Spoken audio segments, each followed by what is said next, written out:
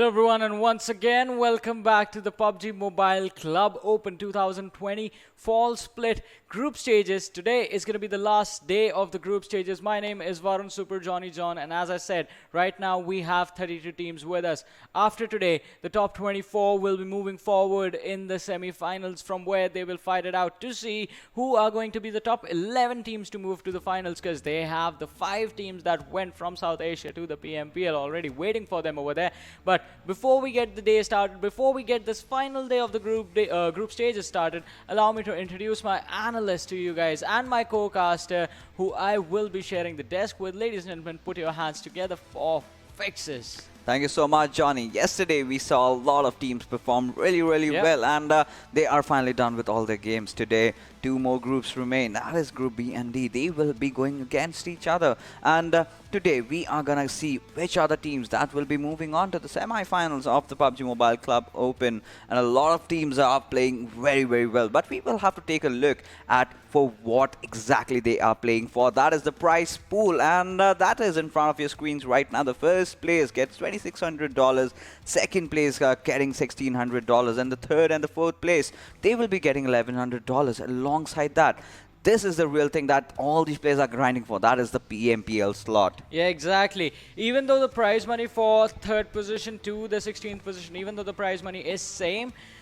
it's just the top 4 that move to the PMPL Season 2, and that is what actually matters. 17th to 32nd position, they will get $600. And how do you qualify? How do you get the prize money? You do that by earning points. How do you qualify to the semifinals? You do that by earning points in today's matches. And this is the point system. First position gets you 20 points, second position gets you 14, third gets you 10, and so on. 11th to 16th position, you just get 1 point. And like it has always been for a really long time now, 1 kill is equal to 1 point. Yes, and that is an absolute game changer that we got to witness today early in the morning while we were casting the Pakistan region, where 247 Gaming were doing absolutely well with that. But let's take a look at the groups that will be participating today and all the other groups as well. Starting off with Group A, we have Team PN Crew, A1 Esports, Wolves Den, and Satan. Yeah, so these are the first 4 teams in Group A.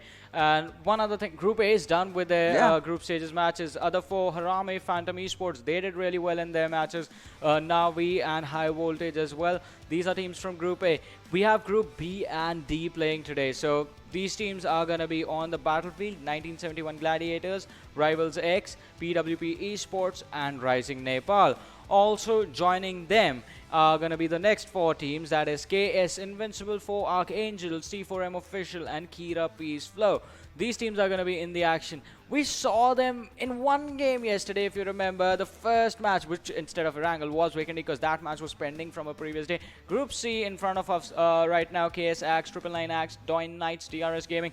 This group, they are also done with their group stages, and at the end of the day, we will have all the 32 teams done with the 12 games. Group C also has AzraelGaming, Soulz of BD, NRZ Hunters, and REBORN. So these teams, amazing performances coming on from all 4. But now comes Group D, the group of death. Venom Legends, Trusty Process, Salty Squad, and Thunder Yetis. First 4 teams in Group D. Quite strong, but that's not where it ends, because we have 7C Esports, Abrupt Slayers, E2S, OPM, and Angry Springs also present in here.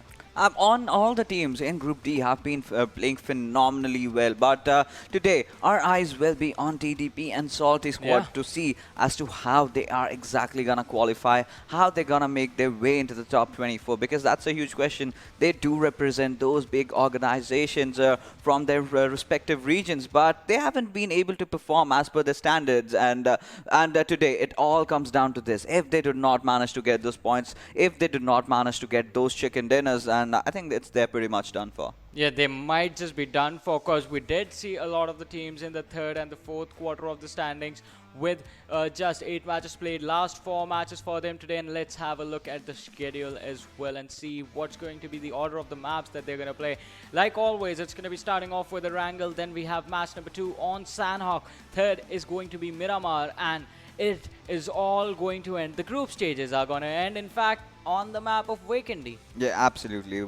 I think that's a really good, the play style games that we are going to have today. Because after that, in the semi-finals, we're going to see more of Erangel, and it's good to have different variety of maps and different play styles tends to come in. So we have to see as to whether TDP and Salty Squad. We have talking about the rest of the teams: Venom Legends, Abrupt Slayers, 7C Esports. This is also a team that I'll be looking for. They've got some amazing players out there, but still we are yet to see some good outing from them. And E2S OPM, how can you forget them? Daughter, with those grenades, with those peak fires, he's been phenomenally well, but today he has to rise up to the occasion and play out of his mind. Completely agree with that. You need to play out of your mind, because if you play the way you usually do, you might just not qualify.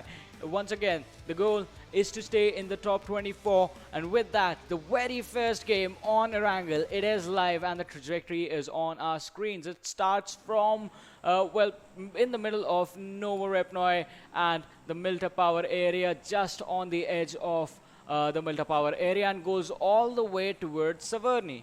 Yeah, and taking a look at the trajectory itself, the western areas are going to be very much far-fetched for the teams. They will have to struggle a lot, have to take those vehicles in, and that's where all the fight starts, right? Both the two teams, dropping off for one single Dasha or an UAS, and they tend to go on a fight with each other. Whoever gets that vehicle goes on a vehicular manslaughter, taking down enemies right from the get-go. But we will have to see as to which other teams that will be the victims. But right now, we can see Venom Legends taking a drop at Novorepnoi alongside another team, and which is probably moving towards the Sosnovka military base. But Johnny, we gotta tell you, this time around, Erangel is playing a lot of tricks. We've seen some drastic circles being formed, and it has been favoring the southern side most often. And yet again, we are still waiting to witness a Stalber circle or maybe a quarry circle. It's been ages since I last casted a quarry circle, to be honest. Yes, actually. It's been ages since we casted a quarry circle in Erangel and in Sanhok. Yeah, in both the matches. And in both the maps, we haven't seen quarry at all. And it opens up a lot of possibilities, The teams, okay. Do you think our prayers might have been answered today? I mean, our prayers are being answered since the morning, but you and I both know that this one might just end up in the Gatka Puchinki area. There is a really, really low probability that this is going to go all the way to quarry. Yeah, absolutely. Even I have seen this. Well. What do we have? Team Thunder Yeti. This is what I was talking about. All the teams dropping down for those vehicles and, tend to get into a kerfuffle. But right now, they've all gone the separate ways. They're all doing good. But Team Rivals, they have been phenomenal so far. Mr. Boro, Mr. Beast, Noob, and Trigger. Eyes will be on them as to how they are going to perform today. Yeah, it is going to be a good question mark on their performance, but what we just witnessed, I think it has to be called the Great Escape for both the teams, in fact, because I am just going to assume neither of them had any weapons. That's why the players are just going to try and rotate into better positions, and they will be looking to find some weapons so that they can pick up a fight. One team that is actually good with throwables, as good as they are with the weapons, it is this team, E2S OPM. Early stages of the group stages, we hardly got to see them outshine. Later stages, they have become a little bit more stable. I mean, it's important because you're facing these other teams from these different countries for the first time, and it feels like Thunder Yetis, wherever they go, they are spotting out a lot of players. First, it was the players from TDP, and now it's another team. Now it's the players from PWP that just passed in front of them. Yeah, and now they will have to figure out a specific location to go out there and loot. Right now, the more they are delaying, the more trouble they're causing. And look at Chari. Look at his outfit. He is a blue lobster. And as the teams are hunting for that chicken dinner, no one would mind a shrimp, right? No one would mind a lobster curry or something of their taste. But there goes that. With that helmet, it goes away. It's so vibrant. I mean, you can spot him out of nowhere. You cannot hide with that outfit that you've got. But SK49, oh my goodness, just surviving with a sliver of HP, has just a pistol. And oh my god, does he live? Yes, he does. Yeah, somehow Thunder Yetis, they just drive by him, and I think that was a horror movie that we just witnessed. You know, when the protagonist is trying to hide from the monsters in this time, being the players of Thunder Yeti from the perspective of SK49, because had they stopped, they would have just gone for the finish. And these guys, these lads have been traveling for a long time in those vehicles. Where are they headed? When are they finally going to start looting? That is going to be really interesting. But as we move on towards the area of Georgia Pool containers, we do spot out the team that is known as Kira Peace Flow.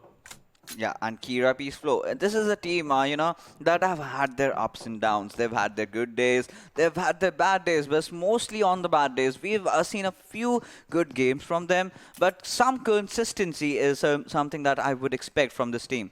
And PWP, this is a team that has the big names. You know, a couple of good players from different clans have come in together. We have SK49. We even have a member of T2K, Chari, and Dal Leon. So they've got a lot of hype coming in after them, and literally they're the ex-members of Team Hype. So yeah, eyes will definitely be on them as to how they are gonna perform. But right now, Salty Squad, they are looting at Yasnaya. They are also making a rotation in alongside Abrupt Slayers, who have been playing very well. But Team 7C, oh my goodness, we finally see a team that's dropping down at Zaki, looting and entering inside the circle. But this brings me to my question, Johnny. How do you feel about Zaki as a drop location? Do you think it's really a good place to loot and make an entry to the circle when you know all the teams will already be present over there? You take a lot of time moving around. I mean, that depends on the team that you are. It depends on the playstyle that you have. If you're a team that are used to those slow starts, you don't want any early interaction, you want to be entering the circle in the second circle, in the third circle, till then you are just okay with dealing with the blue zone. Then Zaki, Stalberg, Kamishki, all these three positions, even Severny, places that help you avoid those early team engagements. These plays are pretty good, awesome for you. But if you're a team that feeds on aggression, let's talk about PWP Esports, smack in the middle of the map. If you're a team like TDP, 1971 Gladiators, KS Invincibile, AG, if you're one of those squads, you want to take those early fights because you know you want to secure those early kill points for yourself as a backup plan in case you get eliminated early later on. Yeah. Having a super safe drop, that's the disadvantage with that.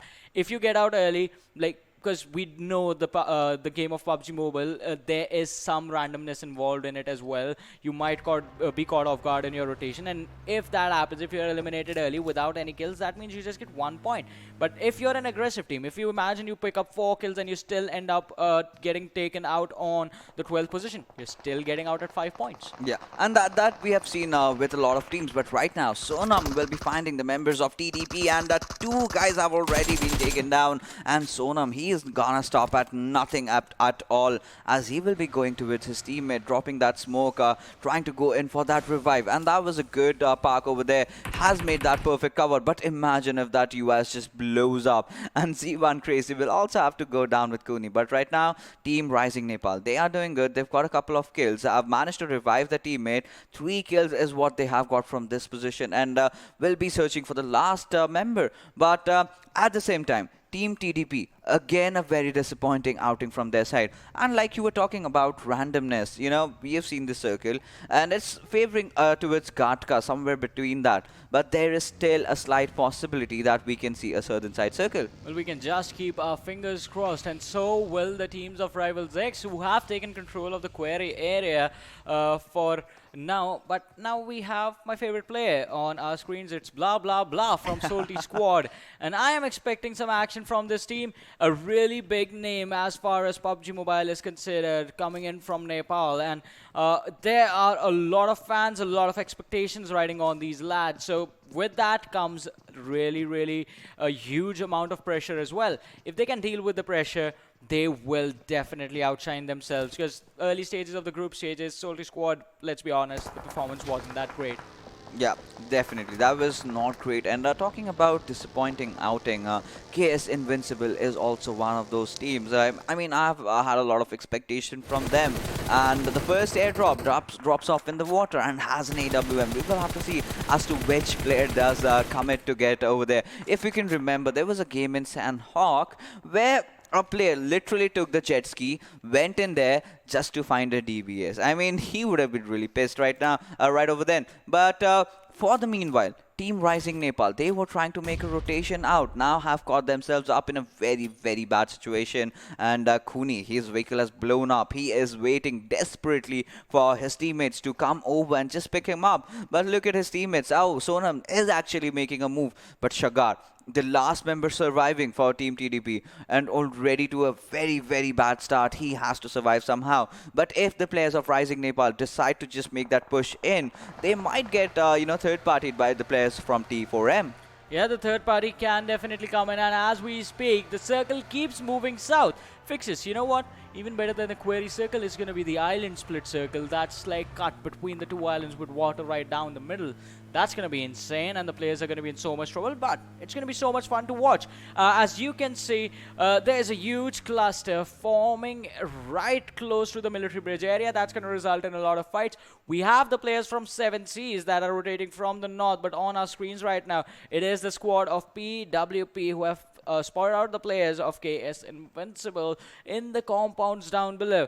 This fight, it's going to be pretty tricky, but on the kill feed, Venom Legends, we do expect big things from this team, and they are definitely delivering so far. Yeah, absolutely. Evil Eye, I believe he was in INES earlier, now living up to the name, living up to the hype that that team created during the Pro League, and we will have to see as to how he is going to fare out. And they've had a good outing overall. Shuvo, another amazing player from their team. But right now, Venom Legends, Tetron, he is in the middle of nowhere. If he kind of gets surrounded, then he's in for a lot of trouble. But he wants to secure his vehicle. Oh my goodness, he has Muffin just beside him, who is knocked out. He is waiting for the players of Hungry Springs to actually come near to him, and then maybe they will go in for that engagement. Tron looting whatever is remaining from the opponent's crate, and I think after that he will be making a move. Yeah, definitely will be making the move, but you know what helps you make the move faster? It's going to be the gun with the 100 bullets, the MP49 coming in that airdrop. But Venom Legends, 2 kills start to them, an amazing performance. Oh, Datron is going to be in some trouble as his vehicle takes a lot of damage, almost close to getting blown up. He's going to have to abandon it, move to the other direction, but for Archangels, knocking down your own teammate with grenades is not a good idea, as Clutch was taken down by Sidekick, and the revive is definitely going to come in, but I'm pretty sure the words were being exchanged. Yeah, certainly that was being done. But right now, Team PWP are holding a very, very good position. You know, that area does have a high ground, does have a dip. If you position your vehicles well, you can do wonders with it. But right now, Team Kira engaging with the 4 Archangels right now, and SK49. He is marching on towards his own teammates, and he will just have to look around. He does realize for a fact that there are some people around him. But right now, Team 1971 Gladiators, they've had a disappointing run so far. There was just that one day where they were, kind of outshining their opponents. But right now, Team Kira full power.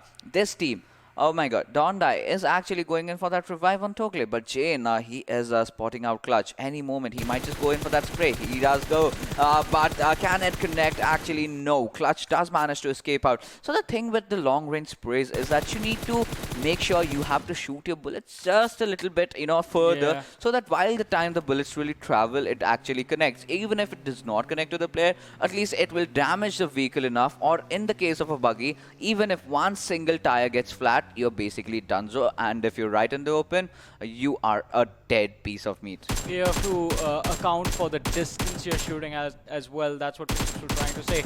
Otherwise, you end up shooting where the vehicle was instead of where it actually is at that point of time. So, talking about things, Circle takes a massive upshift towards the main island on the northern side of Ferry Pier, and this is going to be really annoying to the players now, because this benefits the team that have rotated early in this open area. Alrighty, to SOPM Hunter being spotted out by Dalion out in the open.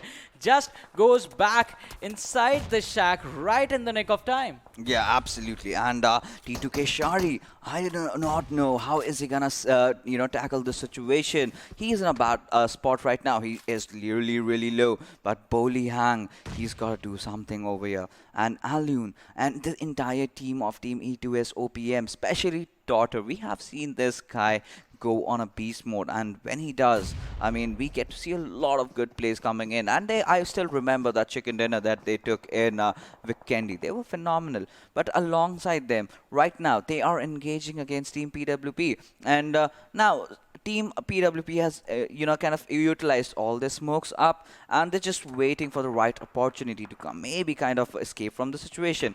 But Team RisingNepal, I guess they've spotted some enemies down the line, and any moment they're gonna take a few shots at them. Yeah, the shots are definitely going to be fired, but who is going to take the knock? Because if you miss once, if you give away the information, that is what happened, as SK49 is going to be taken down on the other side.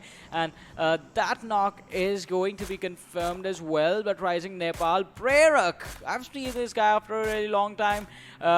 Do remember him from the last PMCO as well. So Prerak with the Mini 14 spotting out the players from Soulz squad. The shots were fired, did land a few, and by few I mean really few shots, but the knock wasn't there. On the other side, Lakhe OP was taken down. Soulz is going to take down Prerak in retaliation. So quite exposed, out in the open, taking those shots. It was a risky move. He had to be a little bit more careful. Yeah, certainly that he had to. But right now, Team PWP find themselves in a very bad position, kind of being surrounded by two teams. In fact, E2S OPM can also get the better out of PWP's condition going in for the knocks from behind, because that's when you are caught off guard with your pants off. But right now, Team RisingNepal, they still are holding on to this amazing dip spot area that they have for themselves. Now, in just a few seconds, we will get to see as to where the circle is going to head out. And SK49, he has been knocked yet again. So Team PWP, their woes are really coming forth, and with that shift going towards the eastern side, a lot of teams are inside the circle. But Team Kira, Team 7C, Team Rivals, they all have to make their way inside the circle, and that is really going to be a tough task. Yeah, and indeed, it is going to be a really tough situation. All right, 15 minutes into this game, we still have 16 teams alive, 56 players in here. TDP Shagar in a weird situation, as Crazy is going to look to spot out the players, but Crazy might just have it. Sadwich, the shots being fired on Shagar in the US, but he somehow managed to reach the cover. Did take some damage, but not enough for the knock. Now, the difficulty lies in the fact that information has been given away by Shagar to the player that was shooting at him. That was Crazy. But Crazy with those shots did give away his entire position to the other team. That was T4M.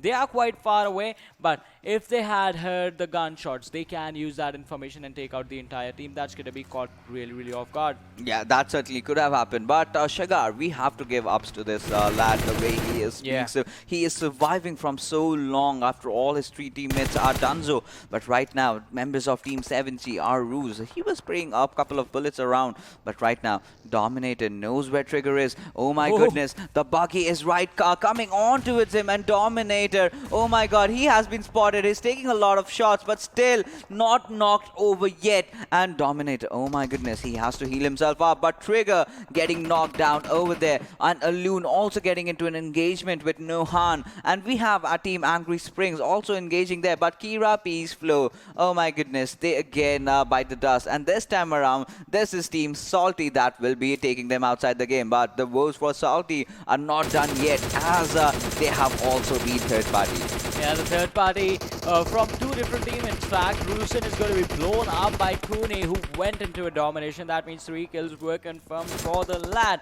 But Thunder Yetis, they are going to get Thunder Drain upon them by the players from 7Cs. And it is Reaper OP with the DP in his hand. Spotted the players out in the open, just one shack for cover. The vehicles, if they get blown up, Thunder Yetis, they're going to be stuck in the middle of nowhere. No rotating opportunities. They can't run away because they'll be exposed. And I don't think you have enough smokes to cover up the entire field. Yeah, certainly, that is true. But one thing we definitely missed out. We saw an AWM in action. Oh, yeah. And that too with the 4 times. And if you remember, that drop went right off into the water. And someone was ballsy enough to go in and pick it up. And just pick it up for themselves and use it. So I want to see when we get to see the AWM in action, how things turn around. But right now, Team T4M, they are holding on to the shacks, they're holding on to the streets, they have set a good cover in for them. But Team 7C, this is a team that we have had a lot of expectations from. They've got a few good Vikendi games, but we need to see more consistency out of them. But right now, T4M Dominator is actually trying to dominate over there. One of the players, Snipe OP, has been knocked down, and Hungry Box has gone in for that rest. But Rivals Trigger taking down Alpha in the process. Z1 Crazy taking down Trigger. So now we've got so much fight going on here and there, left and right, everywhere. Teams are gonna engage against each other. Still 14 teams remaining, but Reaper with that amazing TP controlled tap burst has managed to knock down one player, but he will get his revive. Yeah, the revive is going to come in, but can they get back into the fight? That's going to be a really big question. Reaper somehow managing to pin down the players of Thunder Yetis is just going to put his team in an advantageous situation. The bad thing for 7Cs is going to be the fact that they have to move a really long distance into the zone, which is 300 meters. And in these later stages, 5th to 6th circle transition, 300 meters, that's going to be a tough 300 meters. You will have to fight a lot to get there. Yeah, absolutely. You have to take a few knocks to make that push happen, because they do not even have a vehicle. But right now, Still Alive making that push onto its member of 7Cs, and those grenades coming in from Alpha. 1 down, 2 down, and with that, the entire squad being taken down. And Alpha, oh my, that grenade being delivered to perfection. 3 players from one single grenade. He just went for a 9-pointer. Yeah, that is an incredible performance coming in from the lads. But this time KS Invincible Legend is trying to be the legend and spray off the people in the distance. And T4M still alive. Well, his name said it. He is still alive in the game. His vehicle was badly damaged. He did take some damage and shots to himself as well with a level 2 helmet, level 3 armor. Still doing pretty well for his team, and is going to be the last man, well, still alive. Definitely gonna be the last man still alive. But Tota also getting into action. We see KS Invincible making that push, bursting those vehicles, trying to take down players, and does find one. C Minor, he's on a prowl as he will enter inside the shack, but will get taken down over there. But we have to see as to who exactly wins this entire fight. But it is KS Invincible that will be coming out on top as they eliminate Salty Squad. Yeah, Salty Squad also taken as 12 teams alive in this open area battle, and Rivals are going to be in trouble as Mr. Bora falls down. Lake from AGS steps up for his team, getting a knock that he wants to convert into a finish. On the other side, E2S OPM, you see the nade, you know it's going to be this team. Hunter confirming another grenade kill. T4M official still alive is not going to be alive anymore, as Hall is going to take him out of this game. Yeah, absolutely. That smoke literally gave his position away, and when you're alone, you need to think of different ways to survive, and just smoking around the entire player just gives the enemy a speculation that someone is definitely crawling over there. So we've seen a lot of grenades going, and that is exactly what happened with Still Alive, and he did live up to his name. He was alive for quite some time, but I was really scared for him. He could have just blown up his vehicle then. But right now, Team RisingNepal, they are doing phenomenally well as well. You have got 8 kills on yourself. You have to get inside the circle, but you know all the teams are right beside you, right in front of you, or you know, are inside the center just holding and waiting for you. But in the meanwhile, Detron will be taking down Z1 Crazy. RisingNepal in a bit of a pickle right now, as they have been spotted by Venom Legends, so who are in a very good position, have got all their players intact and have 3 kills for themselves. Yeah, it is an amazing performance. 3 kills, Venom Legends, but this team, 3 kills on average, we call that a good game. With a chicken dinner, 3 kills, or if you're on the second position, 3 kills, even that is a fine number, 17-point exit. But for this team, I think numbers less than 6 does not really justify. Venom Legends, we have seen them being really venomous, and big legends as well. So they need to step up their performance. Probably going to try and go for the chicken dinner, have all 4 players alive as we transition into the late game stages of this match. 22-minute mark, almost hitting the 23-minute mark. 10 teams alive, 26 players. Once again, open areas, so smokes really important. Grenades gonna be super important when you reach like 4 teams remaining. Yeah, and look at Team E2S OPM. They've already got 6 kills. They've got all their players alive, and this is gonna be a very promising game, as Venom Legends will be wiping out Team RisingNepal over here. Apollo displaying some amazing spray out there. But let me tell you, my son, Sugar is still alive. Oh my god, I have to take back my words. Yeah. He was still alive. Yeah, he was still alive and he was still fighting, but can he do that for, well, how long? In the other while, E2S OPM, they do corner out Lakhe OP from AGS. It's gonna be an easy finish on the lads, since, like, you see that Hunter is being revived literally in Lakhe's face. He can't do anything about it. He can't peek out. The moment he does, he's gonna be finished. We have ASL also on our screens right now, and an easy finish is gonna be what I call the way Lakhe OP was taken out, because he was cornered in the middle of nowhere, just one tree, and all E2S OPM had to do was just bait him out. Thunder Yeti is also taken exit, 0 kills to them, 7th position in this game. Yeah, and E2S OPM still continued with their domination. Every player being separated out, holding their respective angles, and we just have to see as to how they are gonna proceed throughout. But right now, Hunter will be finding yet another player. This time, C Minor will be the victim, and Miffoxall will finish him off instantly over there. Right now, Team PWP is also fighting their hearts out, but oh my god, Miffoxall, he does not want to stop. He has spotted down players right in the open. Like you said, it's an open circle. If you do not have smokes, if you do not have perfect cover, then you just free kills for your enemies. And with that being said, Rivals X will also be taking an exit. But right now, KS Invincibile falling victims to the hands of teammate E2S OPM. Can we witness yet another chicken dinner from this team from Maldives, who are playing out of their minds? Well, they are playing out of their minds indeed, and it is the performance that was way overdue from this team, these players, because we have seen the fans cheering for them since the very first day they stepped foot on these battlegrounds. Oh, that nade from PWP just taking out Shiva from the side of Venom Legends. It fell right in his face. Right in his face. And I mean, as the games are starting to close in, the action has also multiplied by aeons. But with that, Abrupt Slayers, this is a team that has been silent so far. But in the past couple of days, they have been phenomenally good. And that shows how they have survived throughout, having all their 4 players intact. And 4 teams remain. It's a 4v4v4v4 situation. But right now, Evil Eye will find a knock for himself. Can he convert that into kill? I don't know about that, but Big Fall will definitely find one of those players of Team Venom Legends, will instantly knock him down, looking for that finish. There is another player, Evil Eye, just surviving with a sliver of HP, barely living to heal himself up. But with that, E2S OPM, they are going in, they're going inside the circle. They have got a lot of smokes, but Mifsal, he does not want to stop right now. He is going left, right, and center with all the knocks in every single direction. Yeah, an amazing fight being put up by the players of E2S OPM, and they're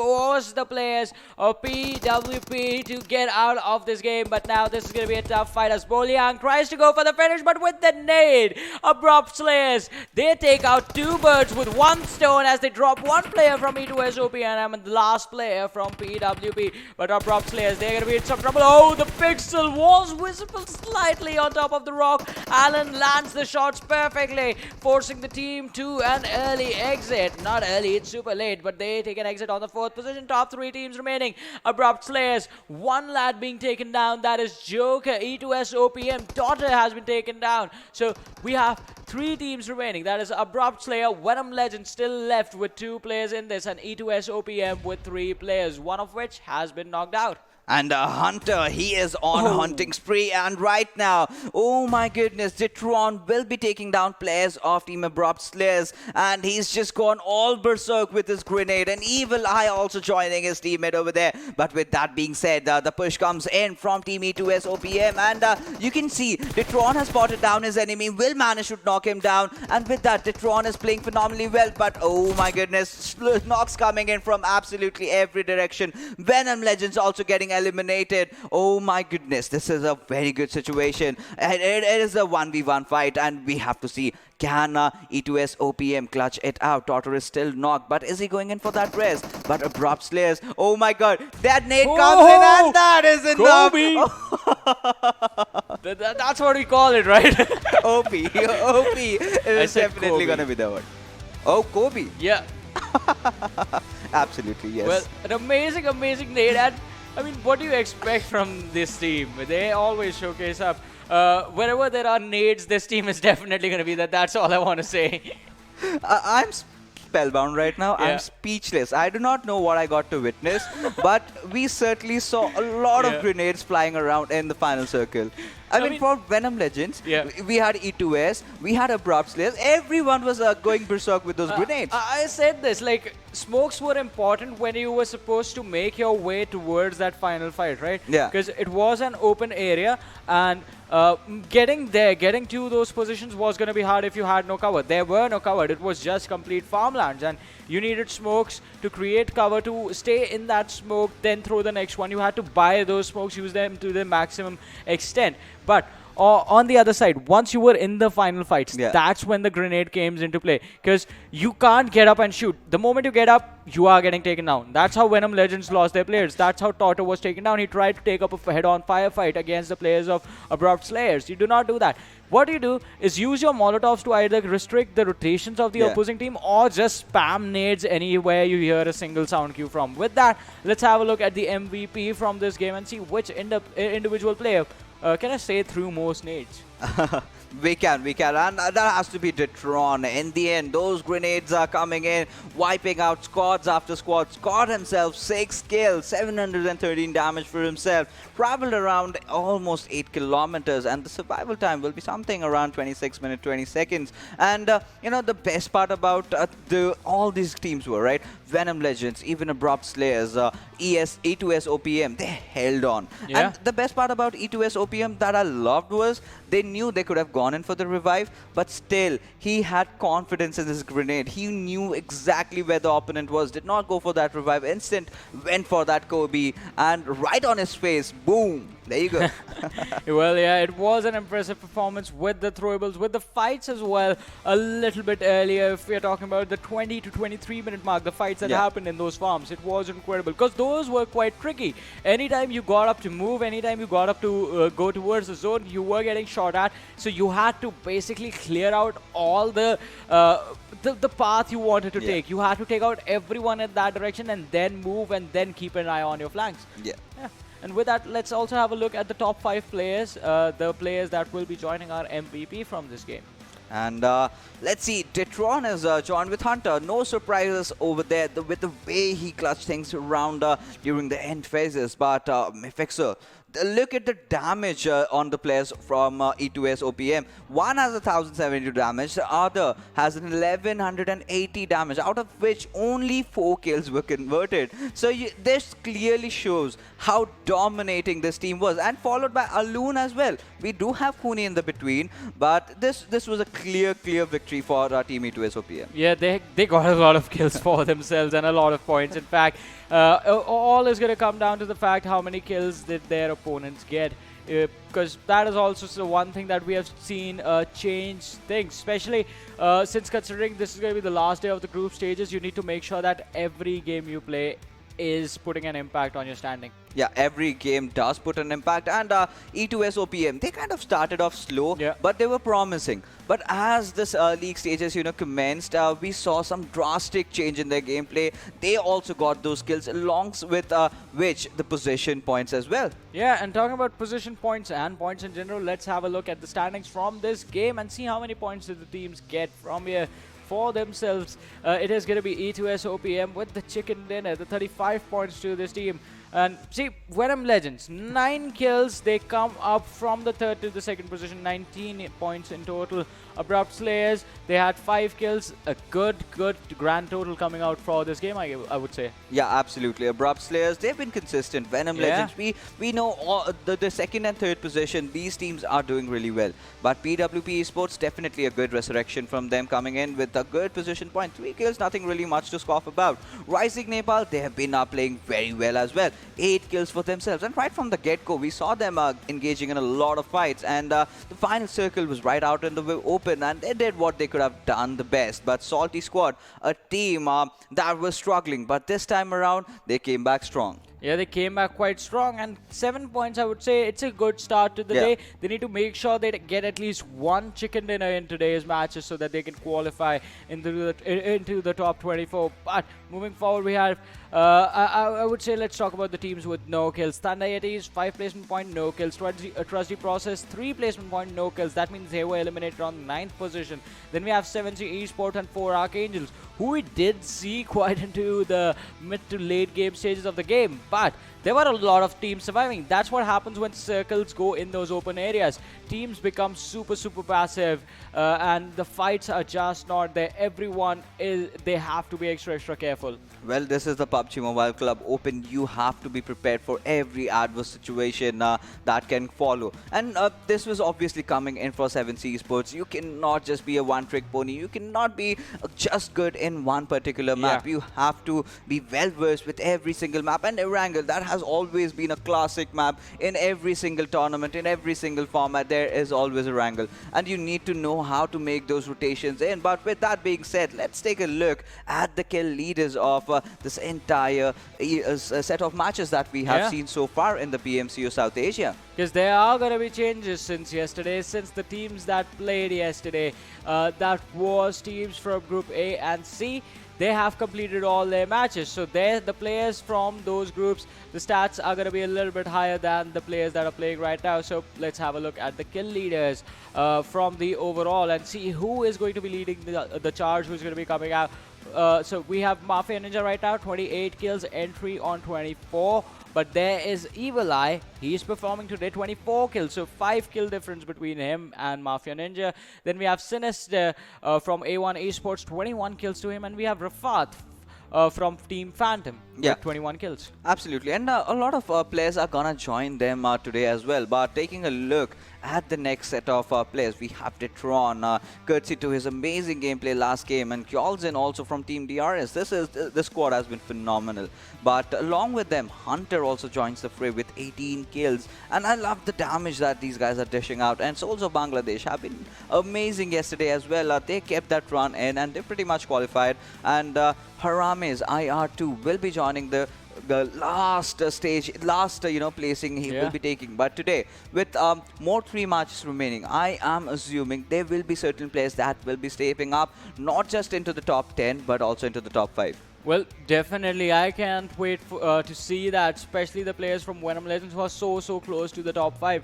But now let us have a look at where the teams are and how they are doing with our leaderboard and see how far is the top 24 going to be from the teams in the last quarter of the standings. Yeah, and for the first position, we do have Phantom Esports with 184 points. RSGaming will be following after them with 178, followed by Rivals X, who are the ones playing and have a potential chance to overcome Phantom Esports if they play their games well alongside Venom Legends. Then moving down the order, we have A1 Esports, followed by God's Reborn, who were very good yesterday. But if we take a look at the next set of teams that are kind of playing around, and a lot of teams will be having a few of their games remaining, and A2S OPM, like we mentioned, this is a very good chance for them to make themselves into the top 5 if they, provided they continue the performance that they had pulled off today. Yeah, they need to continue the performance in the games that they have left, which is going to be the magical number 3 games left for them in 3 different maps. But moving forward, the gap keeps getting smaller and smaller, if you notice. So 90 to 87, that is the gap between 16th and 17th position. 24 point, AzraelGaming done with the games, NAVI done with the games. So 73 points, let's keep that as a minimum requirement for now. So Kira Pace Flow, they are just going to keep on climbing. Archangels, 7C Esports, PWP, all these teams have pretty much secured their spots in the semi-finals. And NAVI and AzraelGaming, 73, 72 and 58. That's going to be a challenge. Now this is where the things are getting very tricky, because it's never about those first position teams. It's always about those teams on the bottom which are going to face elimination if they do not play well today. And one of them is Team Salty Squad and also Trusty Process alongside 1971 Gladiators and KS Invincibile as well. Don't forget to count under Yeti and T4M officials as well. They still have chances. They still all have a chance to actually make it into the next round. But for that, they will have to have at least two good games or at least 1 chicken dinner. Thunder 80s need, if I'm not wrong, they need 34 points. They need 34 points from the next 3 games to qualify. And they need those 34 points more consistently. They need 34 points if every single team of in front of them fails to perform. Yeah. That's when they need 34 points. If the teams are playing, they're going to be earning points as well. Thunder Yetis, I have to say, they need like 2 chicken dinners in the next 3 games. And it is going to be so hard for them. But there is still a possibility.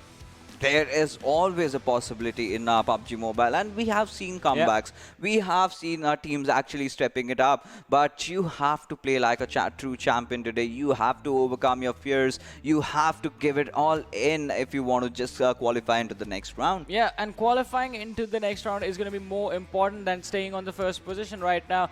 We still have 3 more games to go. The next map is going to be Sanhok, which is going to happen after a really short break. So you guys stay tuned and keep watching. We'll be right back.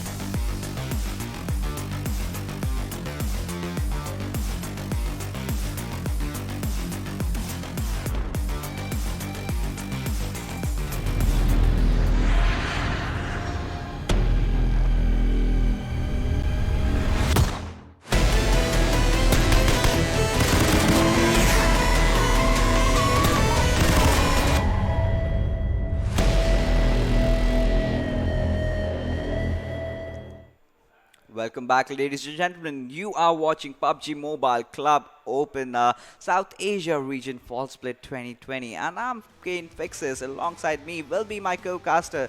That is gonna be Shivansh, who is better known as Phoenix. But right now, we have been done with our first game. Now that was in Erangel, and now we will be moving on to the rainforest of Sanhok, where all these teams will be going in all explosive.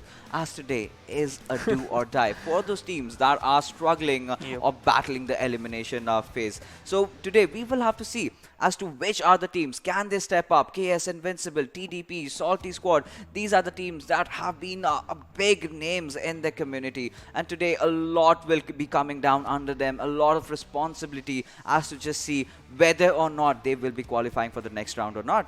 Yeah, absolutely, you're right, because they have the last chance, because today is the last days of group stage, and I'm seriously, as you say, the teams like Salty Squad and Trust the Process, they are one of the best team and experienced as well, and I'm literally looking forward for the team Trust the Process, because you have to trust the process with the game they are playing. And in this game, we know that Sanhok, we have to see a lot of snakes, and that's why I'm just looking forward for their team, which is Venom Legends, because they are just going to be the most venomous snakes in this map of Sanhok.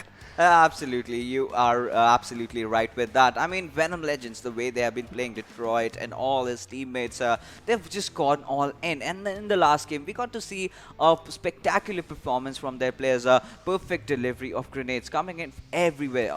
I mean, it was a PUBG Mobile game, but we saw a lot of basketball dunks coming in.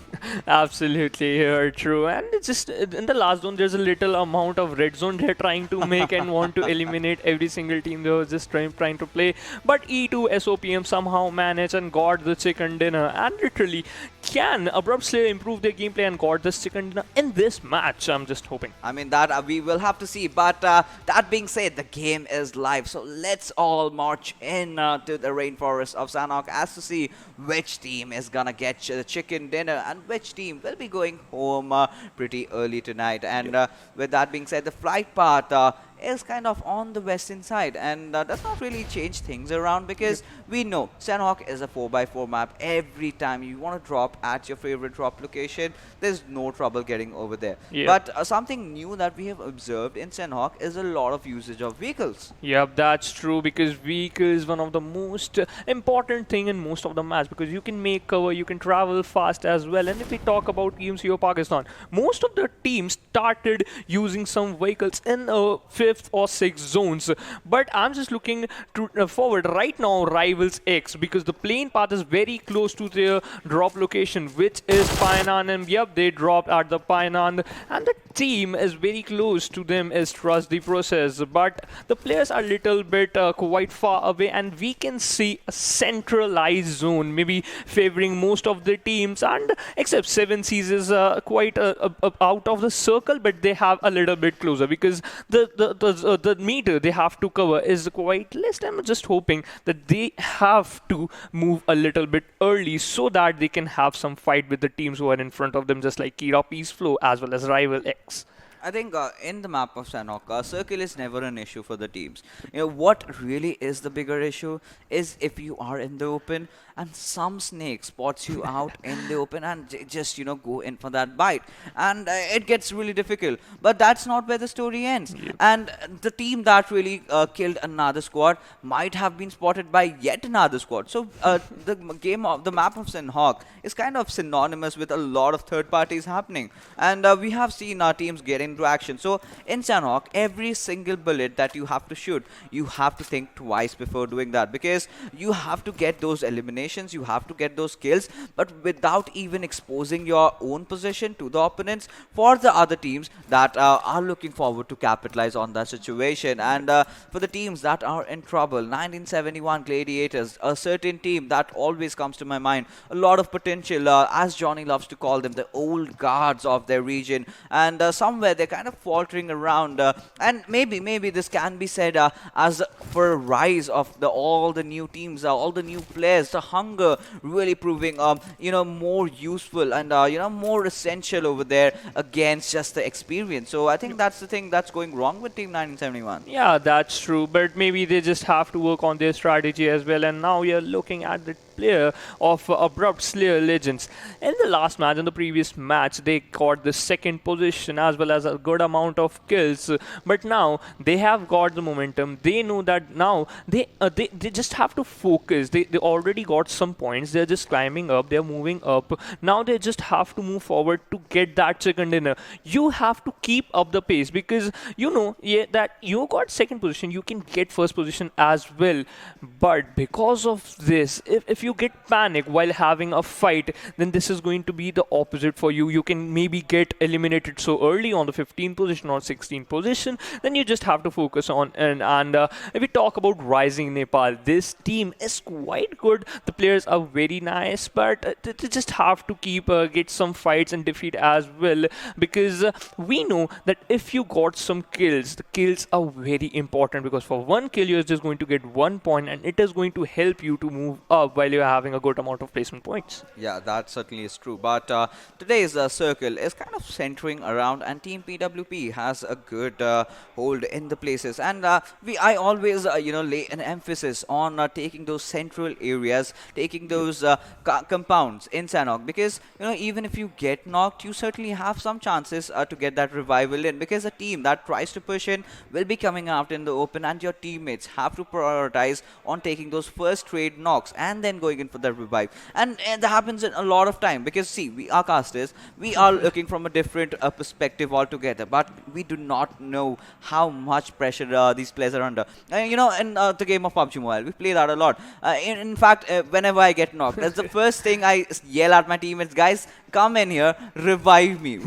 But that those are the classic matches. Yep. That can, even if we die, we just go back to the lobby, we can just restart to yet another game. Yep. But that's not the case in the competitive arena. You need to make sure you get those trade knocks before going in for the revives. You need to make sure you have the smokes deployed right, because even if you are inside a compound, you need to make sure those the windows are really covered, because if the smoke is there over there and someone throws a grenade or a molotov, you are basically done. So, and with that being said, the first airdrop comes in, and it's M249. Yeah, M249 with a level 3 kit plus 8x, and this is one of the beast gun here if we talk about, because in one spray you can knock a whole team, you can eliminate a whole team. And KS Invincibile C- is very close to a Venom Legend there, and yep, he just knocked Ditron and he is going to finish him instantly. And yep, they got the first kill in a very early match. We hit the mark of 5 minutes, and yep, we have 16 teams, 63 player alive. One player just got eliminated of the team Venom Legends. Now they just have to think about it, that yep, they lost their one player, they're now down to three players. Now they have to focus on what they are trying to do, and what I suggest them to now, they just have to be together, because moving, you just have to take fight from other teams as well. Yep, you are on a 3-man lineup, but still you can face, I have hope, because they are one of the most confident as well as the most consistent teams I can see from the South Asia region. Yeah, they are. But right now I'm not really worried about Venom Legends. They have pretty much qualified into the semi-finals, and even if they do not play the remainder of the matches, they are still in, and that no one can take. Okay, talking about taking things out, those are a lot of scopes. What scope do you need? But we, meanwhile, still alive, will be finding a player of Kira full power, and will be taking down Jane and instantly finish him off as well. Kurkure and his teammate Gulzar, I believe, are still alive, and they are prone in. It's Susan. I beg my apologies, but right now, still alive. He is actually still alive alongside his teammates this time around, and he is waiting. He is waiting for the players from Team Kira to make those mistakes, to give away their position, and is looking forward to capitalize. Because, talk about Kira, they still have the higher ground, and this is where things get awry. You can see Reaper traversing around just beside them. Now, if Team 7Cs hears that there are team fightings, they will definitely want to get some meat out of it, and might just come in for a third party. Yeah, absolutely, because if you do a third party, this is going to be beneficial for you, because you can got some easy kills. If you spot a knock player, you can finish him instantly. And Weakest of Salty just got knocked out by a headshot of Car 98. We can see the different meta from these players. They are using bolt action in Sanhok maps from now, and this is a good thing. You just have to experiment new things, that you can do it, and if you can use the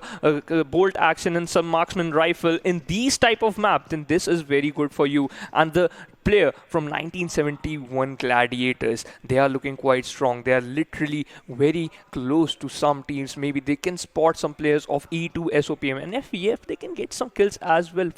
For now, T4M player, they are now just chilling. They're just trying to spot some player. They got one kill. Now they are doing some amount of passive play, and this is a nice type of strategy. What do you think about it? Well, you know, in a Sanhok, as long as you have the circle, as long as you are holding on to your compound, I do not complain. But at the same time, you must realize that if you're keeping things for late, if you are trying to play the edges around while going in, someone or the other will definitely spot you. You have to sneak your way through. You have to be you have to be basically invisible. Because if you are spotted and if you are engaging in the open, or even if you have cover from just one side, I am pretty much sure from another side you will get taken down. So that's the thing. That's where the players have to be really careful about it. But with that being said, the second airdrop drops off in, and it's a DBS. Oh, this is a weapon that a few of the players absolutely love, but still no one really picks it up. Got a lot of damage, one shot and you're done over there. But when you have all those fights happening around during the end phases, I think that's where things start to get tricky, and players rather prefer having an SMG in comparison to a shotgun. That's true, because if you shot a single shot, maybe there's a 50% chance that the shot is going to get connected and you got a knock. Maybe while this drop is dropping in the land of the Sanhok map, Venom Legends were quite happy. Yes, we are going to get a drop and an amazing gun as well. But when they opened the drop, they found DBS. They're just kind of a little bit of sad because, yep, you got level 3 kit, but you got a DBS, which is a quite underrated gun. And if we talk about the zone, still, most of the teams are inside the zone except Kira, Peaceflow, and T4M, as well as Abrupt Slayers. Except these 2 or 3 teams, most of the teams are inside the zone. They don't have to move. And just talking about Rivals X, they're having good position. And Thokle just knocked out of a player of T4M, which is still alive. Still alive, but he's just got knocked out. And I'm just thinking that maybe he's just going to get a revive, or it's a little bit difficult for him. It's just not a little bit difficult. It's going to be okay. Let's not talk about it anymore. He's been finished off, and he is no more alive. But yes, this is a team that has been on a domination spree since the past couple of days, and all the players. You know, earlier it used to be all about Totter. Right now, it's Hunter, Mifsal, even Aloon doing whatever he can do from the backlines, picking up all the kills. And Totter, we did not see him really shining out in the last game because he was kind of overshined along the likes of Hunter and Bixfall. You know, dishing out those intense 1,000+ damage. And with Sonam, as you can see, has taken down Dalion from Team PWP, another squad that we have to watch out for. But today's games, like I said, Phoenix, is all about those bottom tier teams that are struggling to make their way inside the top 2. And one of them is definitely Salty Squad. They have to be very careful. Team TDP, even Team Thunder, Yeti, 1971 Gladiators. These are the teams that we are supposed to be looking out for as to how they're going to perform. And 7C, they've had their own troubles. They have had their own woes. But is this the map that will change it all? Is this that one game that will give them that momentum? We'll see that. Only time will tell. Absolutely. And Trigger just trying to spot some players. 7Cs. Yeah, he spotted all the players of 7Cs. He's just giving the information to the team that when they have to take a fight, because maybe 7Cs didn't know that there is a team waiting for them. Maybe they just have to get knocked and easy kills for them. But I think so they didn't know, because Trigger didn't give a single sound, which is a nice thing for you, because you can backstab him without knowing them, and you can throw some grenade, which is literally a surprise for them, that from where the nade come and our 2 or 1 player just got knocked out. And Abrupt Slayers, they are also there. And Dominator just knocked Kia, Peaceflow, Susan. Kia Skira Peaceflow are looking in a big trouble because already they lost one player and yep, they lost another player. They are just down to only 2 players. Skira Peaceflow have to focus that what are the mistakes they are doing on this map, and Aruz just flanking on the right side, taking care of the rock, and Trigger just have to pull his trigger to get some easy knocks. So while I'm talking about Aruz just knocked out Noom of Rivals X and he just finishes him instantly. Yeah, absolutely, he does that. But right now, Team Rising Nepal, they do have the circle. They're doing good right now. They've got some good compounds. But Aruz has to engage in with Team Rivals X, who are an amazing squad. Hungry Box, one of their best players, has already been taken down. But Trigger, he was dropped down a bit, but nothing much to worry about as he will easily heal up. But talking about the position of the players, Team Rivals certainly having the upper edge over Team 7 Seas. But the grenades are coming in. And okay, what did he just try to do over there? He decided to throw a quick grenade. He did actually lob a grenade, but that did not really go into the enemy's direction. That in fact went into his own territory. But no, Aru still does not want to give up. He wants to go in for another grenade. Will that connect on Trigger? No, it does not. And Trigger's, I think Aruz does have a kind of an idea exactly where as to where he is, but I don't think he knows exactly where Trigger is. Yep, that's true. And Trigger is having a very nice position because he just the team 7 Seas know that way. Okay, Trigger just got knocked out from abrupt. Okay, the team which is AG, they're coming from nowhere and just knocked a player of Rivals X. Now Rivals X have to think something because they have arrived. Now they just have to, Laurie, just know that there are some players as well, because one player just got knocked out. Maybe there are some players as well, they need some kills as well, and they just have to move inside the zone because the zone we have a little bit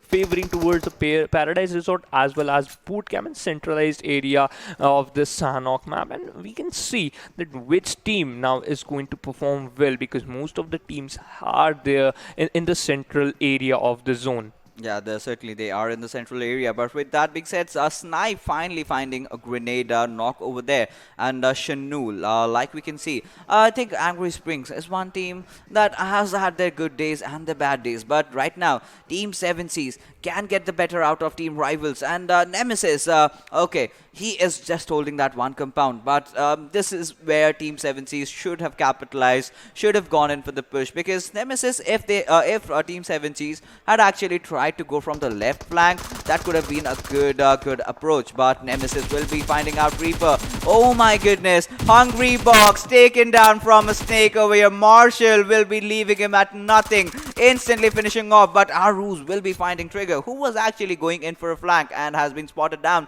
on the back lines. Mr. Bora has to hold on to his horses, has to hold on to the place where he is. And now 7 Seas, they are losing out on players as well alongside the members of Team Rivals. I think Mr. Boro is the last player surviving. Can Team 7 Seas actually go in for that push when we have members of Team Thunder Yeti watching from the back lines, waiting for their prey? Whoever survives is their food. Yeah, that's true. And now the last player surviving from the team is Boro of Rivals X. He's just going to revive the player, and they lost one player. Nemesis, the only player who just got knocked out, he have to give revive, and then he's just going to take fight from the team of 7 Seas. If we talk about 7 Seas, they're looking strong, but Mr. Boro spotted Snipe OP and knocked him. This is a nice thing, and Aruz just finished the player which is Rivals X Nemesis. So now this is a 1v1 situation between Aruz versus Boro. Both the players, they have to move inside the zone, and still they are taking fight as well. This is a difficult position for both the teams because Aruz have a chance that he can revive his player and move forward, but Mr. Boro is not going to give them a single point to revive him, and he's surviving on a very low HP. And yep, he just he eliminated the team. He knocked Aruz and killed him instantly. What a game. 7 Seas just got eliminated on the 16th position. Mr. Boro, what a stunning performance from his side. Yeah, absolutely. stunning. Being the last player alive, still managing to get those kills, and that shows how that shows their the quill prowess of how efficient this team is. Does not matter if things are stacked up against them. They know how to position themselves. They know how to take those knocks out there. But Team KS Invincible, this is a squad, okay? So talking about them, they have been mediocre so far. They've got the good games, but right now, look at the circle going down. Paradise Resort. Not a lot of teams in the circle, and no one absolutely in the center. There is, however, one compound, but Z1 Crazy will be finding out Sinestro from Team 1971, and Ryan will be also getting knocked out. Prerak and Kuni are the two players from Team RisingNepal that are alive. But right now, Prerak is more focused on getting those kills for himself, but Void has spotted down Heaven from Team Abrupt Slayers will instantly go in for the finish as he has knocked him and almost taken those few next for a couple of damage for him to just get wiped out from the server. But right now, Legend is in a very bad situation. He has dropped the smoke grenades, but how long is he gonna be able to do that? The body smoke is there, but he still has to deploy that pathing smoke. And in the between everything, Ehsan, he is trying to find out a few players of his own. Lucy in the meanwhile taking down C Minor.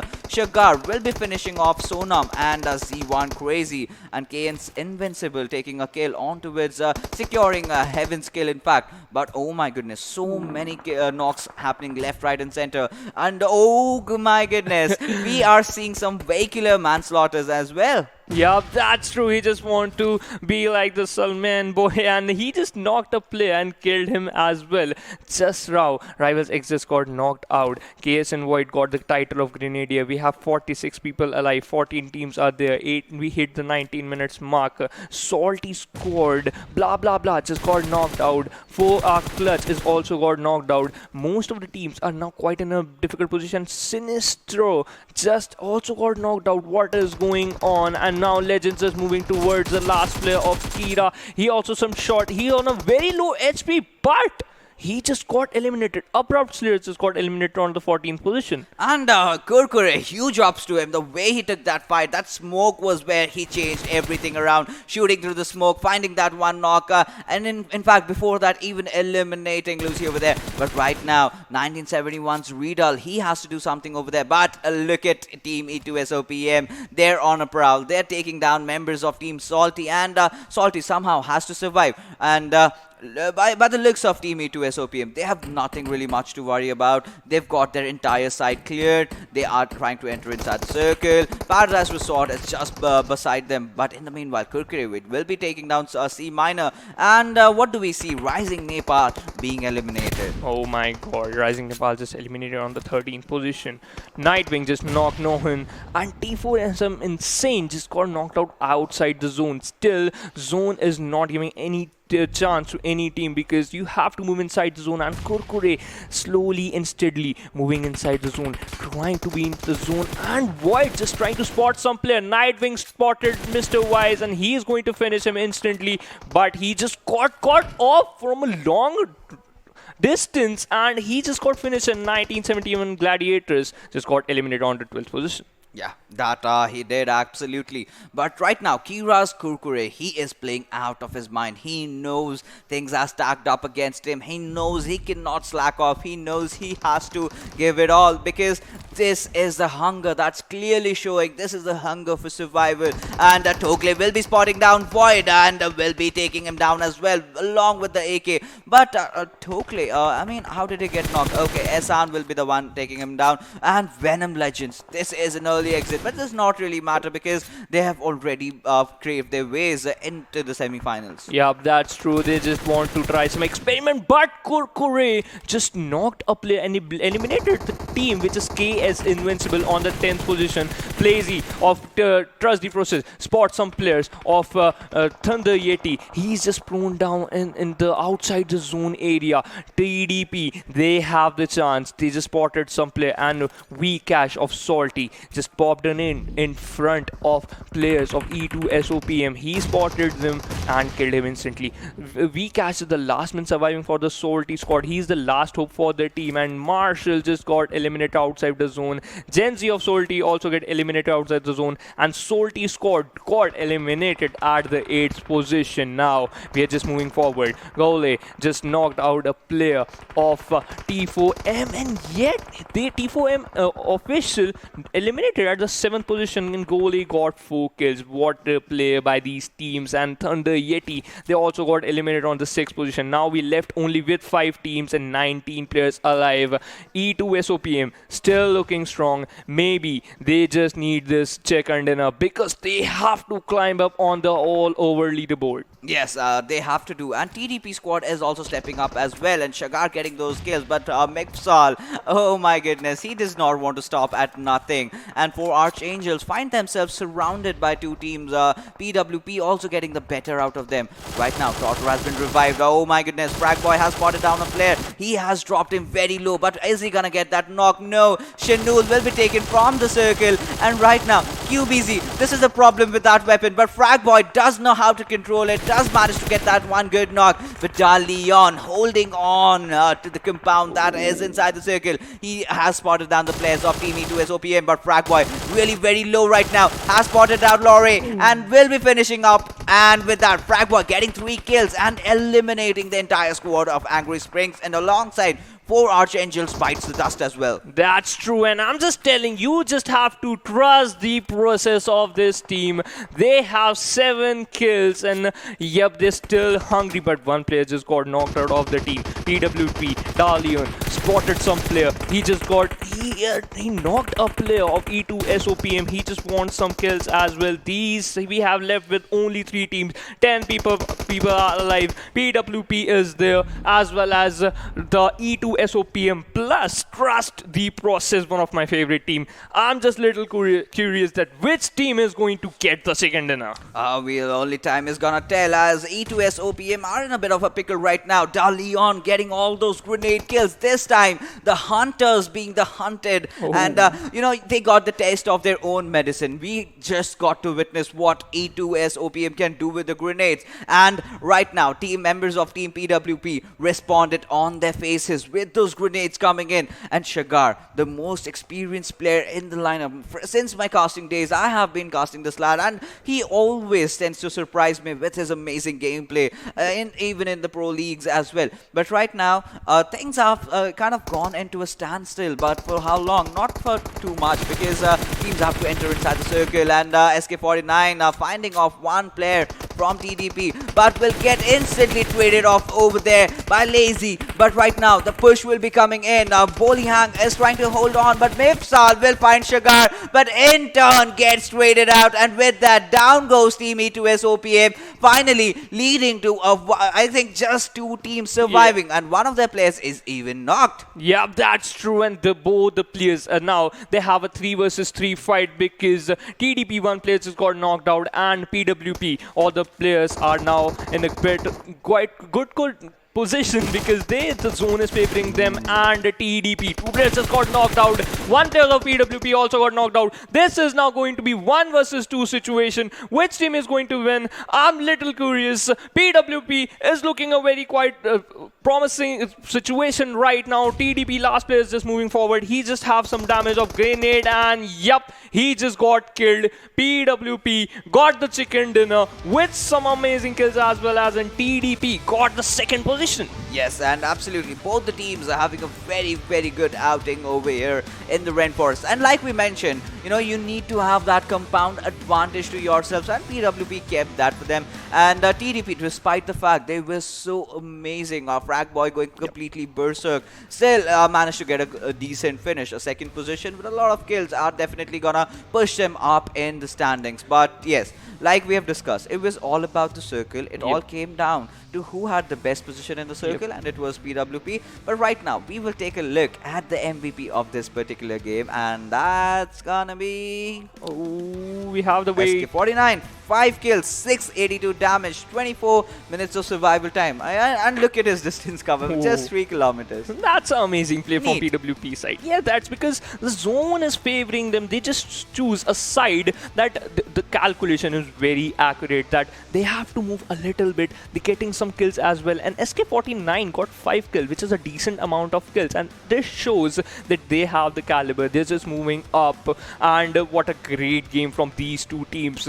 But if I talk about TDP, they are now arrived. They just have the momentum. Finally, they have the second position. I'm literally hoping in the next match, I want to see that they are going to get the second dinner, because the team is finally showcasing that, yep, why they are one of the most experienced team here. Yeah, absolutely. Better late or never is the definite slogan for this team. But right now, we will have to take a look at the match summary as to see how things have panned out for the teams. And there you go. Total 54 kills were made, out of which 63 knocks. So many teams dying to the circle. But if you talk about the headshots, it's 16. Not a lot of smokes and grenades being used, just 96. Vehicle kills, we saw a few knocks, but not something that got converted. But grenade kills, I think grenades really came down in the last phases. And just 2 airdrops were looted out. So teams really going on a mediocre outing over there, not really going all in. But a lot of teams are definitely falling to the circle. Absolutely, you're right. And if we talk about, most of the players are relying on their gun power, because they know that utilities are very nice, but we can knock some players with our gun as well. And yep, that happened. Yes, absolutely. And with that, we will have to take a look at the top 5 players who are gonna join SK49 in the kill fragger list this time around. And it has to be Gole, in fact, from Angry Springs. And they've got 4 kills for themselves, followed by Da Leon, the teammate of SK49, an experienced player himself. And Mepsol, he does not want to stop. He is always making sure that he makes it into the top 5 kill fraggers. But right now, Aruz, he was also playing amazingly well. In fact, especially the fight against Team Rivals, if I'm not wrong. But it was not Team 7Cs that kind of got away with it. The last player, Nemesis, I believe, he was the one who clutched it out and got himself the kill. But right now, Team 7Cs, they are finding themselves in a bit of pickle. But Team TDP, they are going to step things up right now. And with that, let's segue into the standings as to see where they stand after this game in this particular match. And yeah, we have the PWP Esports with 20 placement points and 11 kills. What a good amount of kills. They have total 21 points. Trust the Process having a second position with 7 kills is equal to 21 points, and E2 SOPM, consistent team with 16 consistent points, and Agony Springs are still there with 12 total points. Yeah, they are. And Thunder Yeti, a decent outing from them as well.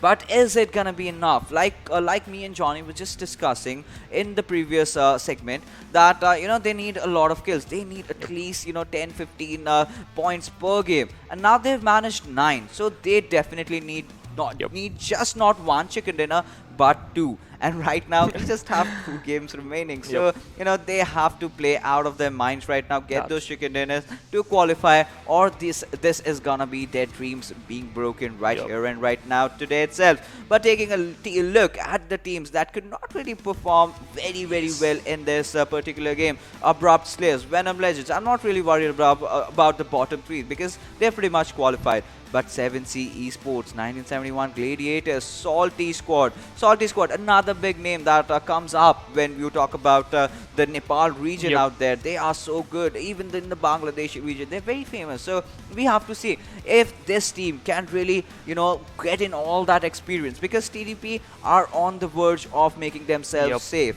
But still, it's a long way to go for Team Salty. Absolutely, and just Salty have to change, because this is the last time. You just have only 2 games, and trust the process, understand this thing. They have to perform well, and yes, they did. They have the second position. Second position, not that bad, because you just have left with only 6 points, right, from the first position, and yes, it's also good because they have 21 points. This is going to give them a huge boost, and maybe I'm literally excited that what points they're having on the all over our leaderboard? And you will be answered right now, as we will be moving on to check on the leaderboard as to where the teams are gonna stand after the second game today. But Phantom Esports still holding on to that amazing 184 points, and followed by DRS Gaming with 178 points. But Rivals X, they are trying to compete in. They do definitely want that first spot for the bragging rights. They've all qualified, like I mentioned, Venom Legends, A1 Esports, E2S OPM.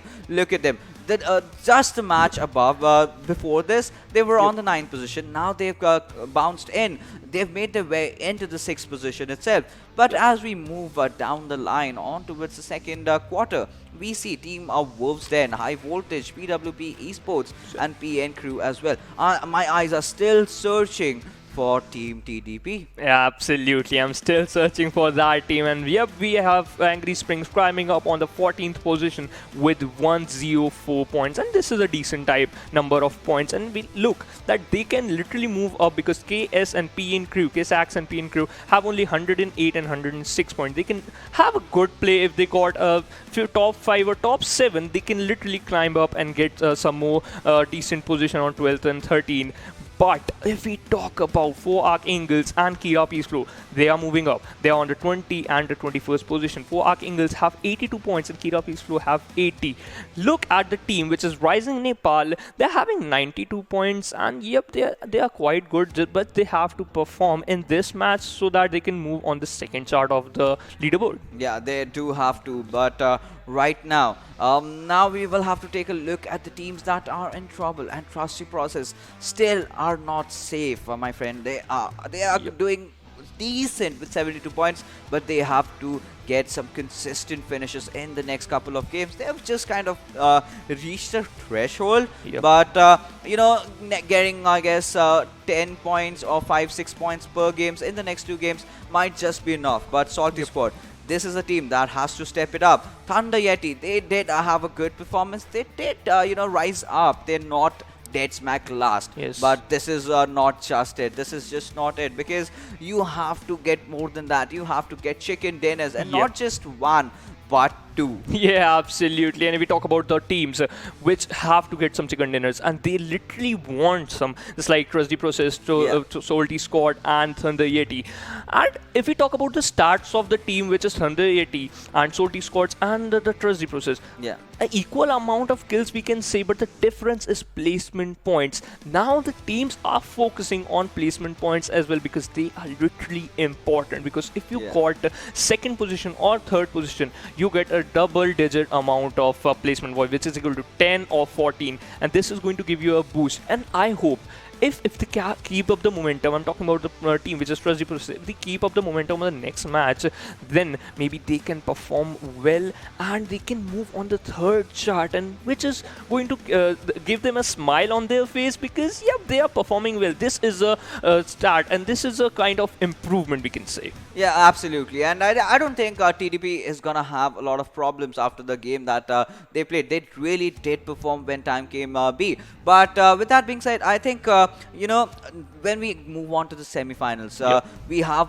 the point systems being reset, so that might be a good sign. But with that, we will be heading out for a short little break, and on the other side, we will go into the deserts of Miramar to see which team prevails supreme.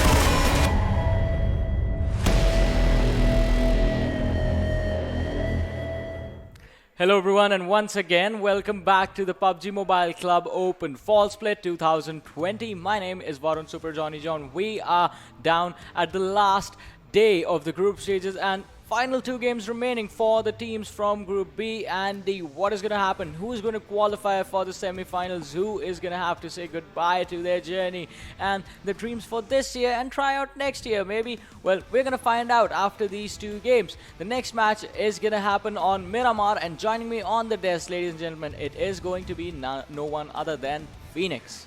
Thanks a lot, Johnny, for the introduction. And in the previous match, PWP Esports just got the chicken dinner. And RisingNepal got the second position. I'm very happy because they are literally moving up. They are having a great position.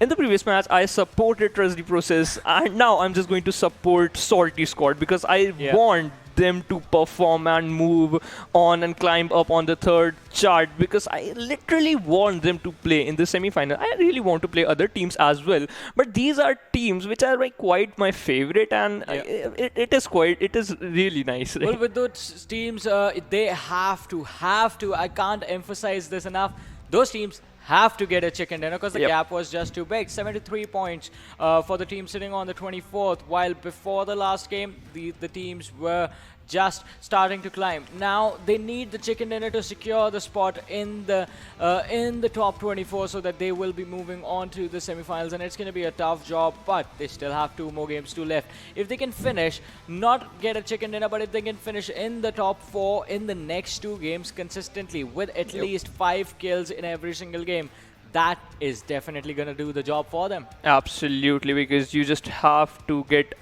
literally climb up. You just need every game you just have to need maybe 20 or 15 points. This is going to be very important for you. So you just have to be focused on how you're going to move and how you're going to move inside the zone, take some fights, be in your side and get some kills and get some points as well. This is necessary because after this game you just left only with one match, and that match is going to be very deciding match, that which teams are going to move forward and which teams are going to end it up here. Definitely, it's going to be a deciding match that is going to be played on Vikendi. But before we head over to those icy lands, we still have to, the teams, I mean not us, but the teams will have to fight their way through the deserts of this land that is called Miramar, which is a pretty big map. We have seen a lot of rotations being cut down out of nowhere, and also the battle of the snipers. It is going to be pretty intense, but as I say, the game is live and the trajectory of the planes, it is in front of us as it goes from the southeastern side of El Azhar all the way towards the trailer park area, out of all places. Yeah, that's true. And you know that the zone prediction is very bad. Whenever I say the zone is going to be on southern side, it shifts towards the northern side. When I say the zone is going to be on eastern side, it shifts towards the western side. So now I'm hoping the zone is going to be on northern side of the San Martin or Hacienda del Petro, or I'm just still thinking that the zone is going to be on water treatment. So we can see some fights outside the circle as well, but in the Miramar we are very less see the early fights because still the teams are not able to get some loot, and there are widespread of team as well, and I literally think that which team are going to at which place in Rivals X. Maybe they are just going at Leos Leonis. Yeah, those things might actually be possible this time around, but with the northern trajectory, the southern part of the map, that's the important thing. The southern part of the map is going to be out of reach for almost every single lad in this plane, and that might just create a lot of trouble for the teams that are looking to go towards Chumacera, Minas Din Valley, or Valle del Mar. Ladriela will also be one of the places that's going to be out of reach, but people hardly go there. Also, the city of Los Leones and the circle this time is going to be centered around the graveyard and the junkyard area. Also, La Benedita, a good spot where we do see some of the players for Rivals X who have gone for a 4-man split drop, which actually works out pretty well on Miramar for a lot of teams. Yep, that's true. And if we talk about the team which is Trust the Process, who got the second position in the previous match, La Cabrera, they just landed there. They're quite far away from the circle, but I think so there's no team to contest them while they are moving except the teams which are in the San Martin, which is 1971 Gladiators, as well as the team, we have Salty Squad, and in the Picardo, we have two teams, which is okay, Kira Jane trying to knock some players. They're still in the parachute, and he just wants some literally very early kills, but unfortunately not a single bullet got connected, and they are just have to move from here because some loot just got done by them, and they just have to move inside the Montenegro view side and get some advanced loot so that they can take some fights as well. Well, they will try to take them, some fights for themselves, as we did see them try to do that against the players for T4M, but the retaliation is going to come in as the players have now landed onto the land, basically, and they have got one of the players from Kira Peace Flow off guard. That is going to be Tokle, and still alive is going to make sure that Tokle is not going to be alive anymore in this game. The finish is going to come in. It is the Tommy gun, the Thompson that he has in his hands, and the Vector. An interesting combo. This works out in the early stages. Not a good combo to have during the late game stages, especially on this map of Miramar. So he's going to still look around for those better weapons, for those better utilities, and those healings.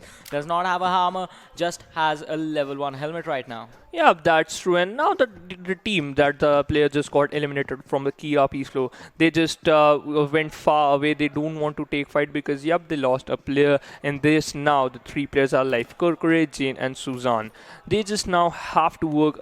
They're in a good position, the leaderboard. So they just want to get some placement points and a little bit of kill points as well. But we'll see that what is going to happen in the next. And T4M, they got a early kill. They have 1 kill, and this is very nice. And if we talk about PWP Esports, the team of RisingNepal, they're very close to them. E2SOPM, they are on the Picardo side. Maybe this is going to be very bad for RisingNepal, Khuni, and the team of the Sonam and Crazy. They are all moving towards the player of the one player of E2SOPM. They're having a fight. Khuni have a Thompson as well as Vector.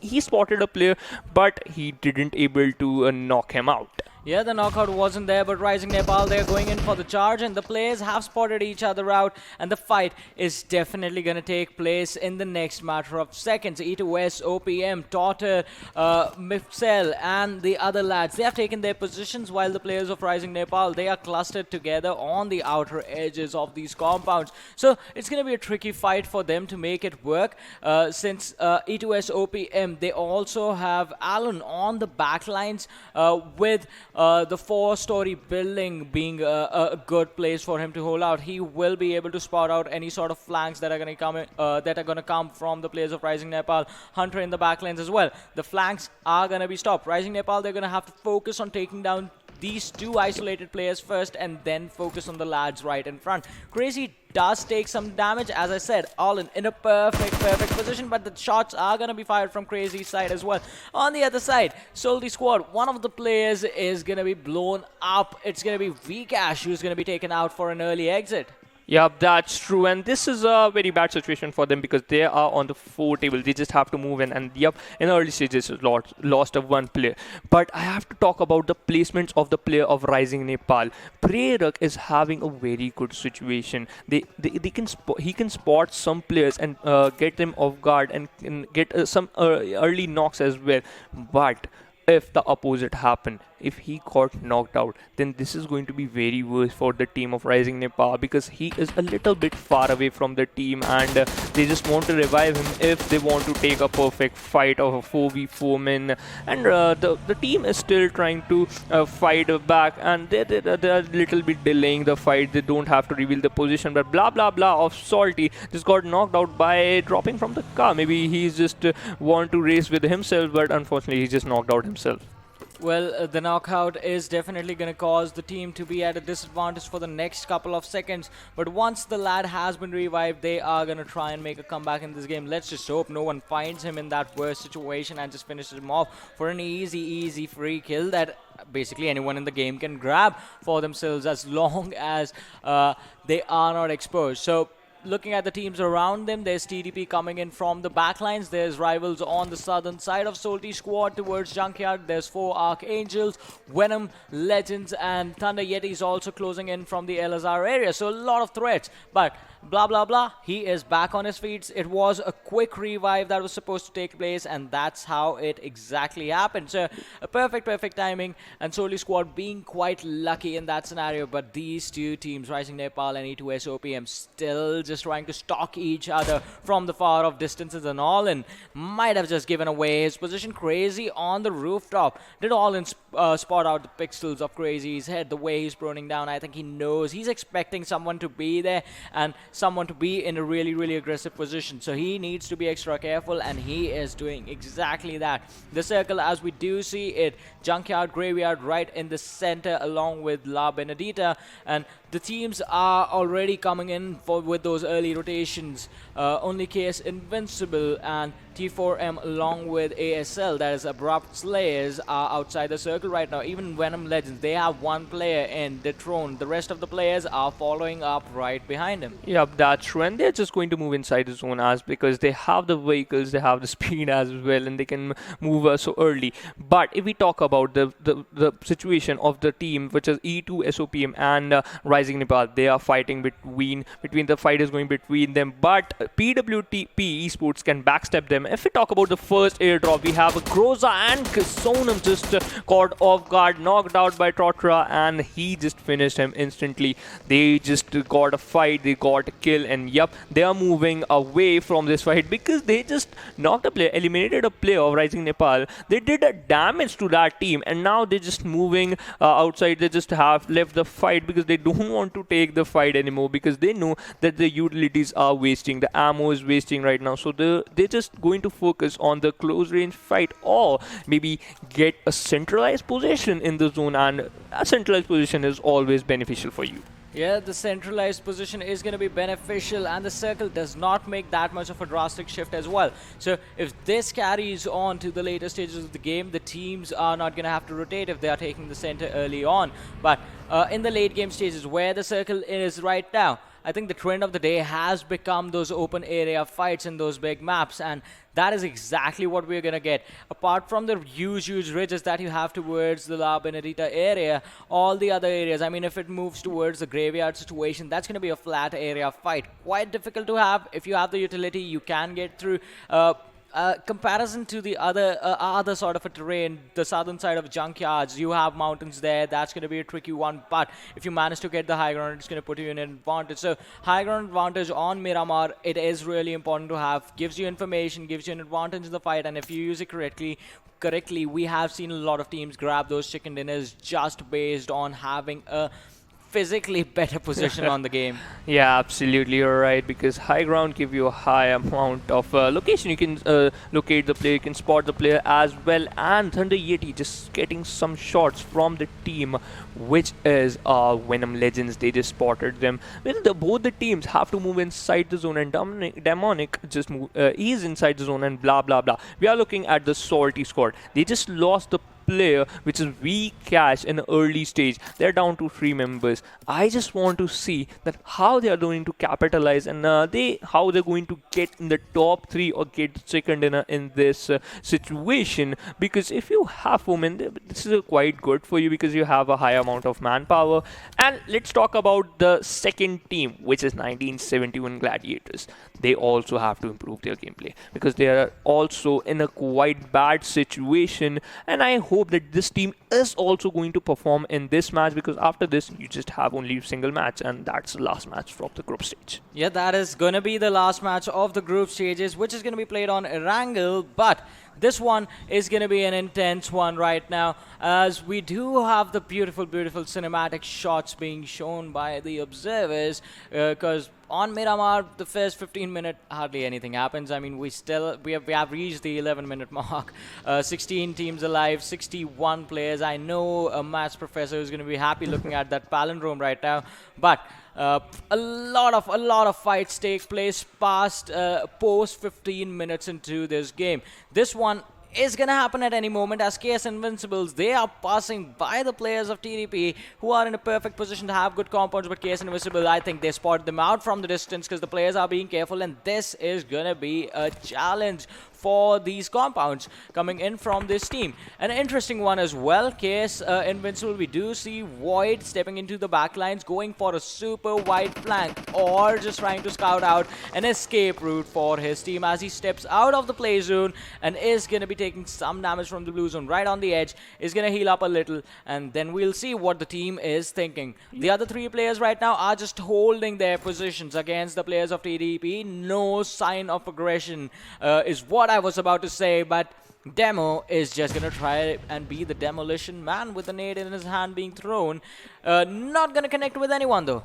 Yeah, that's true. And if we talk about the situation the Void created, this is some type of strategy because this works out that how many gunfires are there. Maybe there are 2 players or 3 players, and this is maybe worked out for them because now KS Invincible know that there are 4 players. They have to take the fight very calmly and to show the calmness while taking the fight, not to get knocked out and be in a trouble in there. And Void just taking a shot from a long distance, trying to burst cars of the team of TDP.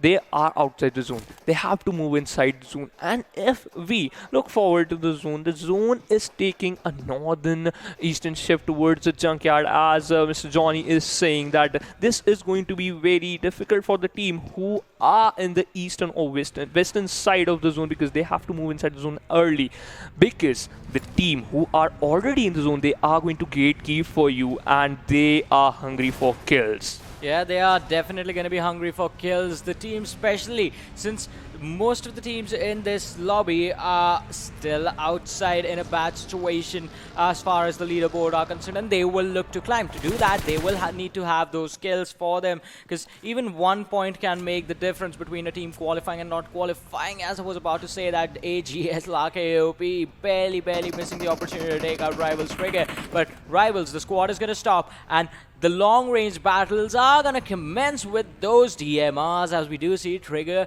with his trigger finger on the Mini 14 in his hands, and did spot out the players of AGS, but they immediately went inside the cover to hide their bodies and to avoid any sort of early aggression from any direction, basically. Still, 15-minute mark almost being reached.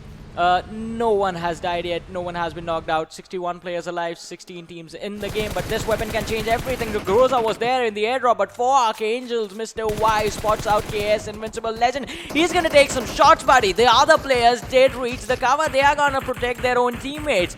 You need to hide and fight. Can't fight out in the open. That's too risky. Now see, since the other 2 players, Void and Legend, they managed to reach the compounds. Now they are giving ADS. They are giving some cover fire to their own teammates for them to cross over.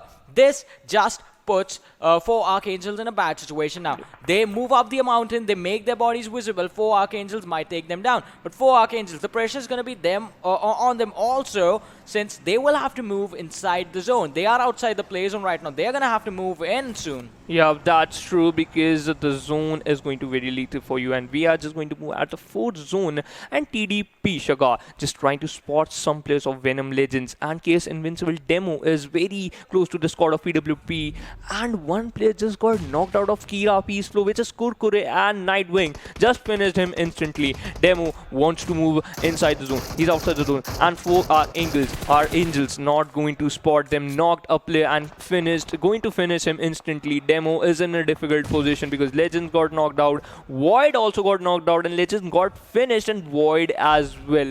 And it's now only on 2 players, which is Demo and Ehsan, popping some smoke walls, trying to make some smoke walls as well to be in a fight as well as they can, and to delay the fight as well. But they are outside the zone. The cars got burst. Oh, what a nice grenade, but they are surviving on the 50% HP. PWP, they're not going to give any chance. But if we talk about Venom Legends, Evil Eye got some shots from the team of Trust the Process. He is on 10 HP, going to get knocked out, but barely survive and taking a cover of a tree. They could have taken him out. They could have taken him out easily, but On the other side, one lad that's not going to survive, that's going to be Aruz from 7C. Mr. Smokies is going to be taken down by the players of Rivals X as well as they charge in. Now, Snipe and Hungry Box are going to be the two players left standing. On the other side, AGS and Abrupt Slayers, they get into a chaos as E2S OPM step in as well and secure the few kills for themselves. Kira is slow as well, so this is where things get super interesting. Now the third parties are going to come in. 7C, they won't need a third party if they don't stay alive for long. Snipe going to take the fight and he's going to be finished off. Who got the kill? It wasn't the players of AGS. They are charging in as well. Alright, it was a different fight. Rivals did finish off the players of 7Cs over there, and they are going to move forward from here with this squad wipe coming in. 7Cs, once again, the first team to take an exit from this game. And as I was saying, now Rivals, they focus their attention on the players of AGS who are going to be on the low ground. There's going to be a lot of third parties since all of the teams are coming in from the west to the eastern direction, and the collisions are going to be there. The rotations are going to be spotted out. Players are going to be caught off guard. They're going to be caught without a single hint of aggression that they are going to get shot at. And if you can't deal with that situation, this is what's going to happen, as we do see PWP just Boli Hung surviving. Clutch barely with any HP. He's going to have to clutch this one out. Is he going to be able to do that? Boli Hung misses him completely. Did he take the shot? We're going to find out in a few moments. But on the other side, E2S OPM, they are taking the fight as RisingNepal's Cooney is going to be out in the open. PWP Esports, they do take an exit from this game, and I think Boli Hung did not spot him out. Yeah, that's true. And Erangel is the last man surviving for the team E2SOPM, and RisingNepal Cooney is also the last man surviving for the team. So this is a 1v1 scene for both the teams as well. I'm literally curious that which team is going to clutch. And Clutch just killed the player 2KT Charlie. PWP Dalion just got finished, as well as Boyle Hang and RisingNepal Prerak. The kills are going to get confirmed. Demonic just spotted a player of 1971 Gladiators, which is Yuri OP. He's just taking cover of a car, and Frag Boy is also getting some kills. So we have three teams which are outside the zone, and RN Cooney just got eliminated outside the zone, and RisingNepal got eliminated, as well as Abrupt Slayers. So this is a very quite bad situation for these teams. But 1971 Gladiators, one player just barely surviving on 40% HP, and Venom Legends Evil Eye got killed outside the zone. Dalion got the domination title of PWP, and the Thunder Yeti Marshall is need a revive. He's just bleeding out very fast, and they are just taking a fight with the team of the Kira Peace Glow as well as T4M and Angry Springs. Yeah, the fight is going to be a triple threat sort of a situation, but in the meanwhile, the players from Soulz squad, they are right on the edge of the circle. So the circle does take a westward shift finally, and none of the teams are in there. Everyone is few teams, I would say 3 to 4 teams if you consider the players of Thunder Yetis to be on the edge as well, because they have an easy rotation. 4 teams in total on the edge. Everyone else is going to be forced to move up north, and none of those teams have full 4-player rosters left in this game. AGS, we see 2 people. 1971 Gladiators, 2 people. T4M, it's just 1 guy ref. Rivals X, they have a 3-man squad remaining in this game. So it's a really bad situation for basically everyone apart from TDP, who are left with all 4 players alive. Yeah, that's and true. Rivals X. Yeah, that's true. And if we talk about Soulz squads, if the gatekeep for their team, which is Kira Peace Flow as well as 1971 Gladiators, they can get some kills. But Thunder Yeti are just above them. They have to eliminate this team if they have to survive. And Angry Springs just got eliminated at the 9th position.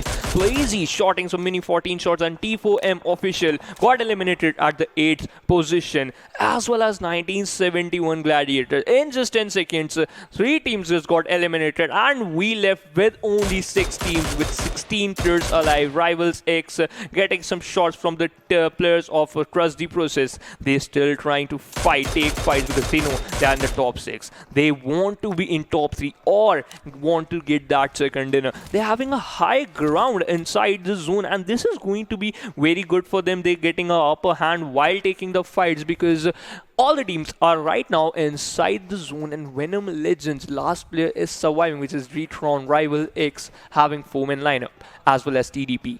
And now Thunder Yeti and Soulz squad, they have a Oh, the vehicle blow up coming in on Rusin from Kratox from the squad of Thunder Yetis is going to make sure that blah blah blah is not going to pop his head anymore. The good thing for the squad of Salty is going to be that they are inside the circle, no incentive to move once again, so they can stay there for the next couple of seconds as the blue zone comes in, is going to touch the play zone now, and we have the next circle which moves away from them. A bad situation for all three of these teams. Rivals exit a perfect position inside the circle. They will have the high ground and they will have so much control. TDP, they're going to be forced into the fight against the players of Rivals X, which the squad from players are already going on domination. So most of the players we have seen on the kill feed again and again. Trigger is going to be spotted out in the open. Fragboy spots out Noob, knocks him down, and DDP somehow managing to take an advantage, but Fragboy, he's going to be fragged out as he takes down Trigger first.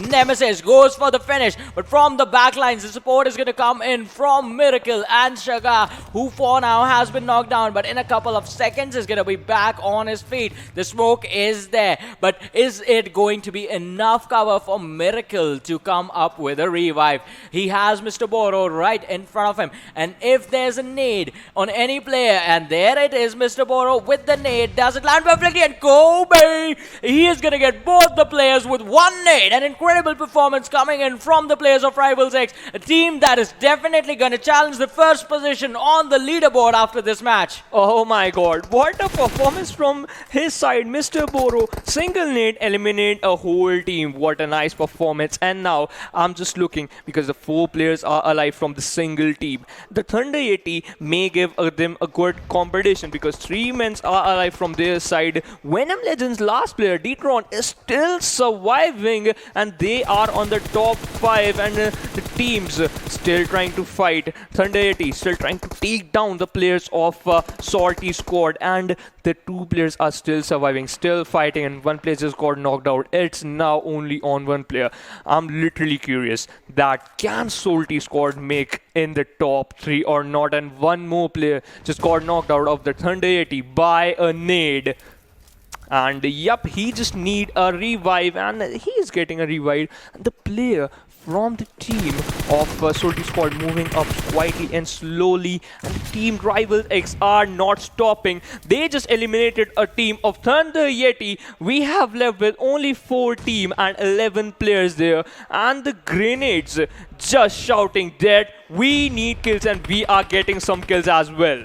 Yeah, they are definitely going to try and get as many kills as they can, already sitting on the number of 13. Mr. Noob is going to be the only player for his team sitting on 0 kills. His team has 13 in total. He's sitting on 0, so he's definitely hungry and does not want to finish on the 0 mark. Well, support players usually do not end up securing that many kills, but they are providing the utility, like Noob over here, just cornering out the opponents from the squad of Kirapi's Flow. And it is going to be important for him as well. It's the only 2-man squad that can challenge the rivals' teammates, and they take down 1. They're going to charge into the smoke, finish off the second player as well, who's still prone down inside there. The pixels are going to be spotted out, the finish is going to be there, and with that, Rivals just wiping out most of the server. 16 kills confirmed for these squads, these players. 1 more player remaining in the game. If they finish him off, that's going to be a 17-kill chicken dinner. Venom Legends, they have 0. All right, Trigger is going to be taken down. Detron, he needs to confirm that kill so he can get at least 15 points.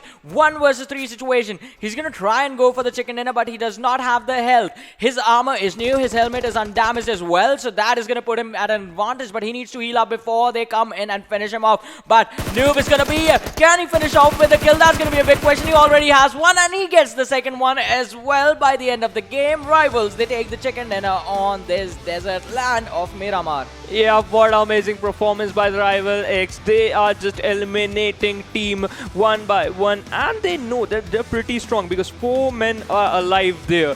They just hungry for the kills as well, and yep, they got the chicken dinner. But I want to appreciate the team, which is Salty squad. They are got the top 5 position, and yep, this is very nice for them. The morale boost is there for them. Well, they still have 1 more game to left, and they need to put up an amazing performance in that one as well if they want to make sure that they're qualifying in the top 24 and heading into the semi-finals. Because If they fail to do that, that's going to be a huge upset. But let's have a look at something that's not an upset. It's an upswing. That's the MVP from this game. And it is going to be a player from Rivals, obviously. It's going to be Mr. Boro with 6 kills, 1021 damage, survival time of 24 minutes, 28 seconds, and distance covered, it's going to be 8.51 kilometers. Yep, that's true. And from these 6 kills, he have 2 confirmed kills of Grenade. Yeah. What a OP Grenade from Mr. Boro's side. He just eliminated the team, which is trusty process, right? Yeah. They're just taking a cover of car, but unfortunately, Mr. Boro's nade is so precise that, yep, just eliminated the team. And he have 1021 damage. Mind-blowing performance from Mr. Boro's side, and yep, they are proving that why they're on the first chart of the leaderboard. Yeah, definitely proving why even with 4 less games than the other teams, they were still sitting in the top 5. I'm pretty sure Rivals and Venom, they're going to try and finish off in the first 2, in the top 2 or in the top 3, just to make sure that they have a really good momentum going into the semi-finals. That's going to be important for them.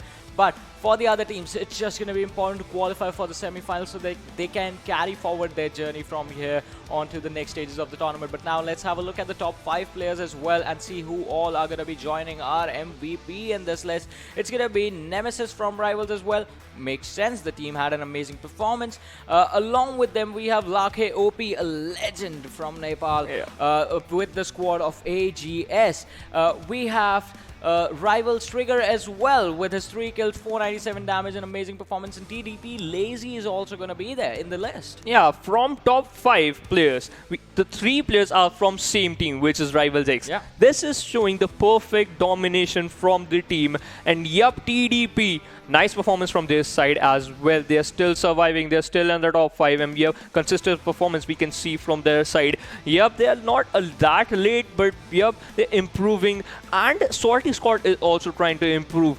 But the second position, the Venom Legends, last is still surviving from the 6th position when we are talking about, and yep, from there he got the 2nd position, which is literally amazing. Well, that is amazing indeed. But now let us have a look at the match-wise standing as well and see how many points did these. Match summary it is, and we will get to see a lot of different things. So total kills confirmed is going to be 55, out of which 47 were knocked. So the revives were definitely there, and total kills does show the squads that were finished with the last player being taken out as well. Headshots in the game is 9, quite low for a map that in which people use a lot of snipers and DMRs. Smokes and nades, utility usage quite on point, 158. Sometimes we do see the average number being around 160 to 170, so this is pretty good. Vehicle kill 0, always want to keep that at 0, otherwise the match ends up being hilarious if there are too many vehicle kills.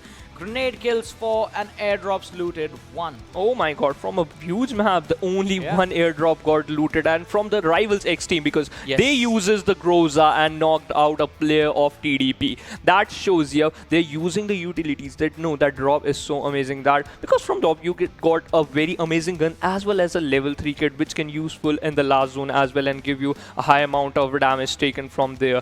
And I'm just literally worried that which team is going to be on the 3rd chart from the leaderboard. Yeah, definitely. But before that, we will have a look at the game-wise standing now and see how many points did these teams get for themselves. We know who's going to get the 1st position. It is going to be 37 points towards Rivals X. Surprising thing, Venom Legends with no kills still managed to keep the 2nd position with 14 points. That means the teams behind them did not get that many kills for themselves. Look at the speed up ease flow. Just 3 kills coming in, 13 points in total. Trusty Process do manage to climb up along with Thunder Yetis. 5 kills, 3 kills respectively. Number of points, 11 and 10 to these two teams. Salty Squad also sitting on 10 points. Yeah, that's true. And we have on the 7th position, we have Angry Springs with 6 kills, total having 9 points. And look at the 2nd charge of the standing. We have PWP Esports, E2SOPM, T4M Official, Abrupt Slayers.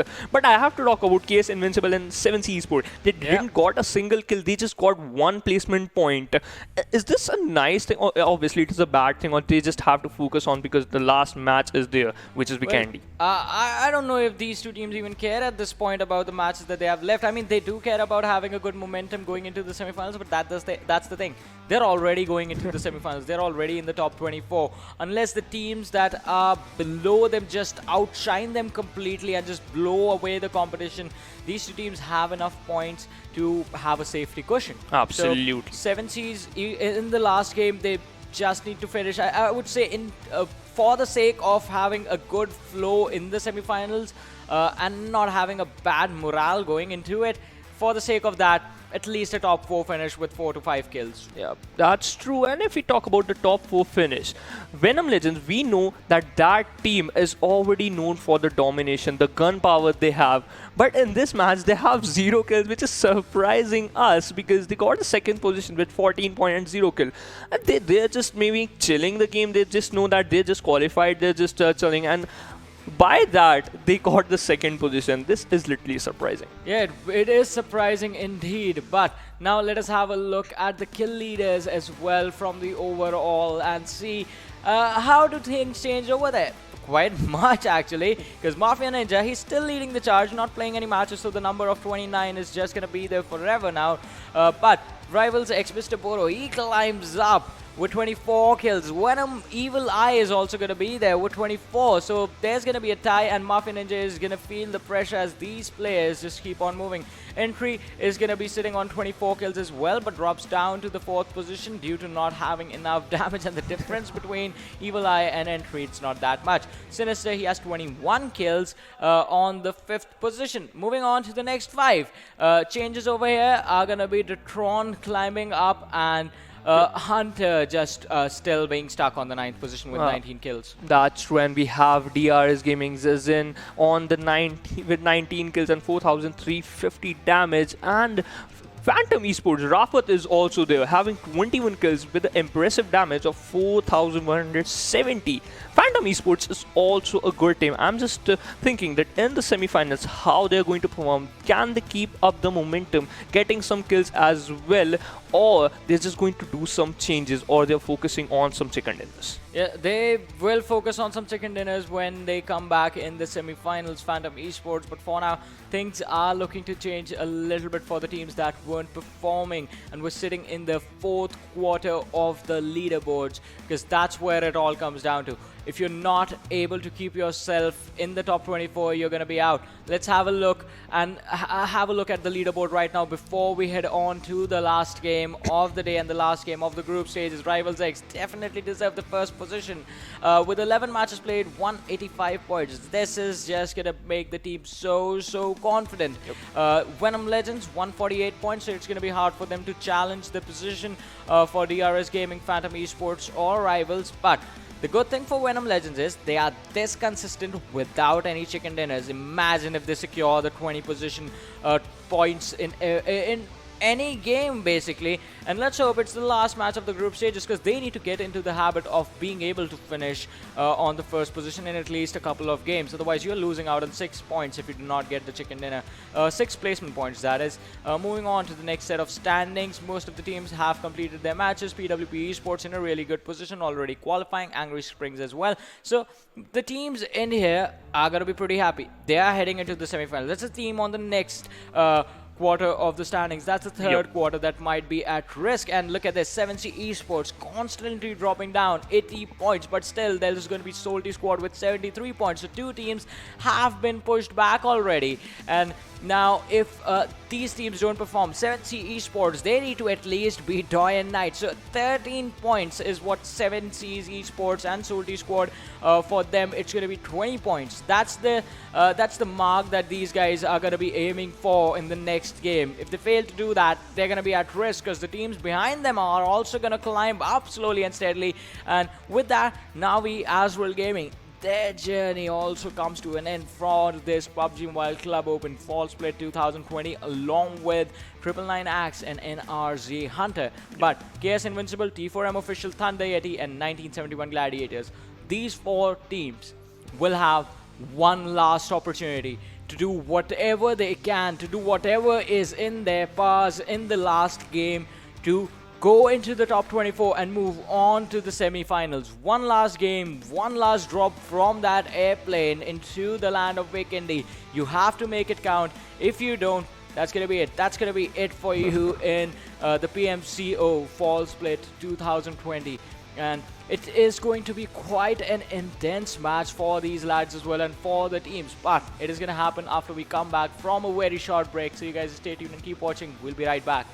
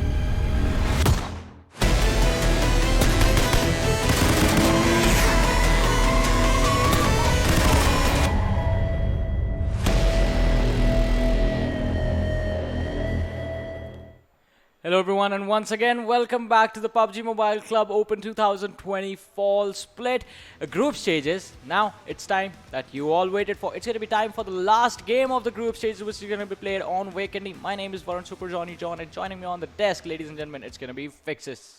Thank you so much, and we are finally in here for our last final game, and we will have to see in the frozen lands of Vikendi which team is gonna shine and which team is gonna come on top. And looking at the flight path trajectory, we can see an almost equal dissection of this entire map, going right dead smack through the center. So it's not gonna be a huge problem for the teams to drop on their favorite drop locations. But the first question that arises when we talk about Vikendi, where is the zone gonna be? Oh yeah, that's gonna be a pretty big question, because in the morning we were casting another PMCO, and there it was on land basically. It was quite a comfortable matchup for the players, but this time I definitely want to see the Northern Circle in this land, because in this map of Vikendi, it's been a while since we got the Northern Circle towards the side of Port, Krichas, even Gorokai is going to work, Cosmodrome is going to be okay as well. But right now,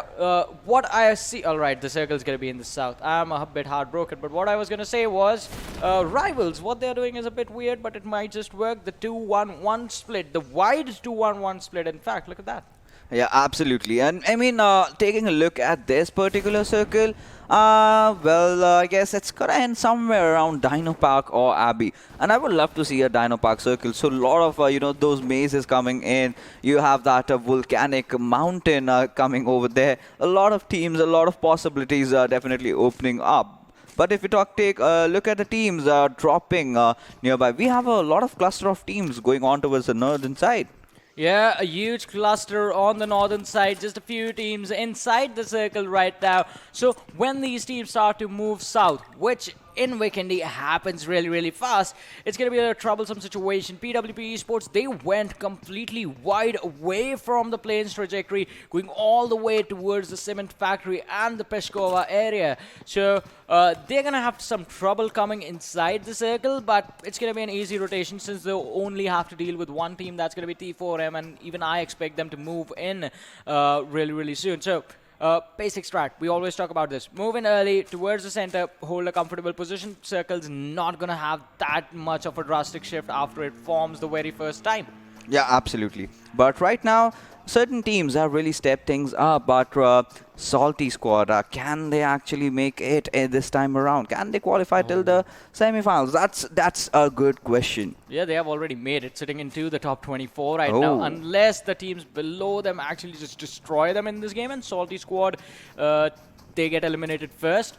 I think even then, it's going to be hard. It's going to be a speculation, because 4 teams will have to step up their game, and those 4 teams will have to get a lot of kills and finish in the top 4 in any order to for that to happen. What about Thunder Yeti getting a chicken dinner, like say 15-20 kills? That is going to be incredible, and they just might qualify if that happens. But 20 kills, not with 15. Okay, 20 kills is what they have to target. And right now, at this exact moment, they have nothing to lose but a lot on the line. And that they have to get. So if they play their hearts out, if they just go YOLO and aggressive, playing their cards right, then they might just make it. Because in Vikendi, you can actually make those pushes happen if you know the proper art of pushing a compound in this particular map. Because it's quite different to other maps. Because you have those small compounds, just that one floor, throw your grenades in, get your mollies right, have a proper cover fire, and you're good to go. But with that being said, we can see Lucy taking down the members of Team 1971, Nightwing already being finished off, and I guess 1971, they are in a lot of trouble. Yeah, they are going to be in trouble, sitting with 3 people in this game. One lad being taken down already. That is going to be Nightwing and Abrupt Slayers. They're going to be pretty happy with the good start for them. Abrupt Slayers also a pretty decent position in the standings as far as these guys are concerned. So they are just going to try and finish off with a decent game as well, so that the semi-finals, they don't look too bad to them. But this time, 1971 Gladiators, as we said, chicken dinner with 20 kills. All 4 of those teams, they need that. Again, since Sortie Squad is sitting on the 73-point mark, it's the 30-40 points that need to be covered up, and it's going to be quite tricky to make that happen because we hardly get to see those 20 kill chicken dinners, and in South Asia, it hasn't happened in a while. Yeah, it certainly hasn't happened in a while, but let's hope in the foreseeable future maybe we might get to witness that happening around. But right now, Abrupt Slayers, Joker, Heaven, these two players are already moving with their vehicles in, and Lucy and Legend, they are going away as they are looting off right now as well. But a lot of teams have started their rotation out, and they are trying to enter inside the circle. But we have to see as to how exactly are they going to enter and engage with the other teams that are playing over there. But talking about Team Angry Springs, as the name goes, they have dropped off at Hot Springs, and now they're looking comfortable. And while they are going to enter, they will have to meet up with E2S OPM. And talking about E2S OPM, they definitely do shine in Vikendi, and so is 7C Esports. But they've had their own trouble. How I do not know if 7Cs can really pick themselves up and get a good showing, get a good outing, and really make it into the semi-finals. Well, that is going to be a big question. Sitting on the 23rd position right now, they need a decent outing in this game. I would say at least 10 points. 7Cs for the last few games, they have been the first one to get eliminated. This game, at least 10 points, 10 to 11 points, they're good to go. Semi-finals, the point table it will reset, so they can have a fresh beginning over there, and they can try again from scratch to build up the momentum towards the finals and head into the finals. It's the same thing that happened last time, but the last time 7Cs did have a good standing in the group stages, and then it's the semi-finals where they faltered. And a beautiful view of the mountains of Vikendi in front of us right now. We know the land's filled with a lot of ice, and I guess this is where it comes from. Absolutely. And during the summers, obviously, a few people would want to go over there. But those pan shots really coming into, that was stunning, to be honest. But right now, let's focus at the things in hand. We have Team PWP engaging against Team E2S OPM, and Dal Leon has already been on the receiving end, getting knocked down over there. And Al Leon is trying to actually make that flank happen, trying to cover it up, but oh my goodness, look at Hunter. He does not care. He wants to go in aggressive, but Chari will definitely knock him down with his Uzi, but will want to finish him off. But will the cover fire come in time? No is gonna be the answer. Chari is dropped so low, and Totter is definitely trying to provide that cover fire, but Bolihang will also take down Mifsal, and E2S OPM. Suddenly, they are in a lot of trouble. Well, a player, if he comes from a team that was known as trained to kill, he is trained to kill. That's what T2K stand for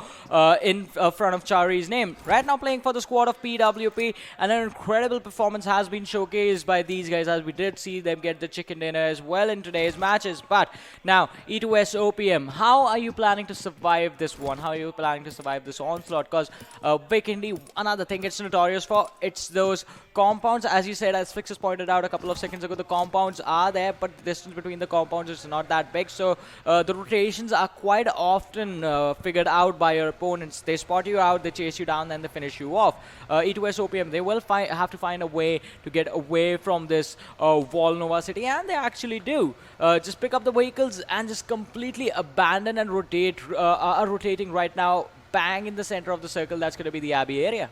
You still cannot rule out the presence of Totter. We had seen them taking the chicken dinner with just 2 players in this particular map. So they really have to rely on perfect positioning, have a perfect game, and those grenades. I really hope they do have them this time. They need more of them, more of those utilities. And talking about a lot of firepower, a lot of utilities, we have the first airdrop. Groza coming in there with the extended quick draw mag. I mean, just get a suppressor and you are good to go. And I love the attachment of suppressor. See, the best part about it is everyone in the competitive arena is well familiar with the recoil pattern. So it's not recoil is just another thing for these players. They know how to control it well. So they don't actually need a lot of compensators or flash hiders, but suppressor really does come into handy in the final end circles. That that suppression of your gunshots can really be that edge between you and your enemies being taken down. Yeah, the enemies definitely need to be taken down if you want to move ahead, and PWP, they are looking to do just that as a spot of the players of AGS, I think. And the shots were fired, but the distance is too much. Or were they shooting towards the players of Venom Legends? I think it is Venom Legends now, because the players are right there and they have been spotted out. One of the lads, Detron, was quite far away, probably coming in with a super wide rotation, but Abrupt Slayers versus RisingNepal, a fight that keeps on happening again and again in any given map we go. And right now, we will have to see as to how Abrupt Slayers are going to go on with this RisingNepal. They were, you know, had a decent performance out today, getting some kills, having decent outings, and just enough to make themselves, you know, getting through past the group stages. And they will be playing in the semi-finals where the points are gonna get reset. But Abrupt Slayers, they are both of the players are actually holding out on the rooftop. They are trying to spot down the enemies, trying to take them down as well. But right now, I think this is a good idea of trying to hold the compound. I still believe you just need to have one of your players on the rooftop, the rest inside the compounds, because you never know in Vikendi if someone is nearby you and you haven't spotted them out yet, and you are in the open and you're on a rooftop, you're basically a goner. You'll get instantly knocked, and before you even get down, you'll get finished off. But right now, we are gonna see where the circle is gonna take its transition as TDP. They are definitely trying to get inside the circle. We see a few more knocks coming out over there, and a lot of fights will be breaking out. Vikendi game has usually been a slow-paced affair, but it tends to get very, very immense during the final end stages of the game. And talking about clusters, we have a lot of clusters around Volnova. Yeah, it's 4 teams that are there towards the Volnova area. It's going to be quite tricky to get away from there after this circle once it shifts somewhere else. But it's going to be a lot of fights that are happening during those rotations, and that becomes really tricky. For now, on our screens, Abrupt Slayers, once again, they need to be super careful. Otherwise, the players from RisingNepal, they don't miss their shots. We all know that. Also, teams are going to be rotating from this location only. This is on the outer side of the center of the circle, towards the outer edge of the circle. So teams moving in towards the center, they will definitely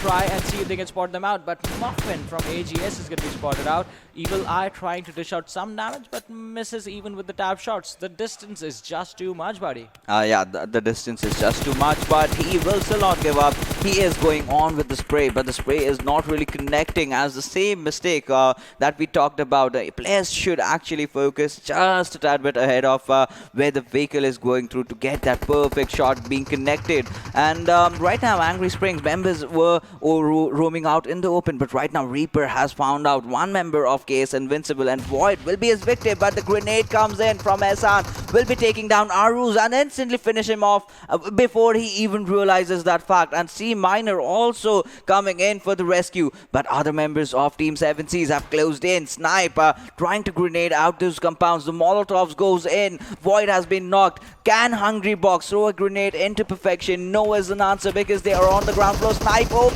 blindfolded charges inside the compound. Legend does knock him down, but he is very low right now. Hungry Box will have to deal with Legend, who is completely just surviving on that sliver of HP, but he is waiting for his gun to reload, and yes, down there he goes. C Minor is charging inside the building, and Hungry Box will instantly reload. Reaper spraying down onto it. C Minor, and Hungry Box comes from behind, will take him down. With that, Team KS Invincibile are gonna get the road shown up by Team 7Cs for the lobby. Well, they weren't that invincible against the 7Cs players, and as I said, 11 points for 7Cs. They already have 5 if they get taken out early on. But if they finish off high in the positioning, they are definitely going to get more. Joker outside. He is going to take some damage. Comes back in. This is what I was talking about. Need to be careful. Once you've spotted out the players of RisingNepal, you need to make sure that you're always in cover. This lobby, it's so high skill. It doesn't matter if you are 200 meters away. You are visible. You will take the shot if the player in front of you has the scope.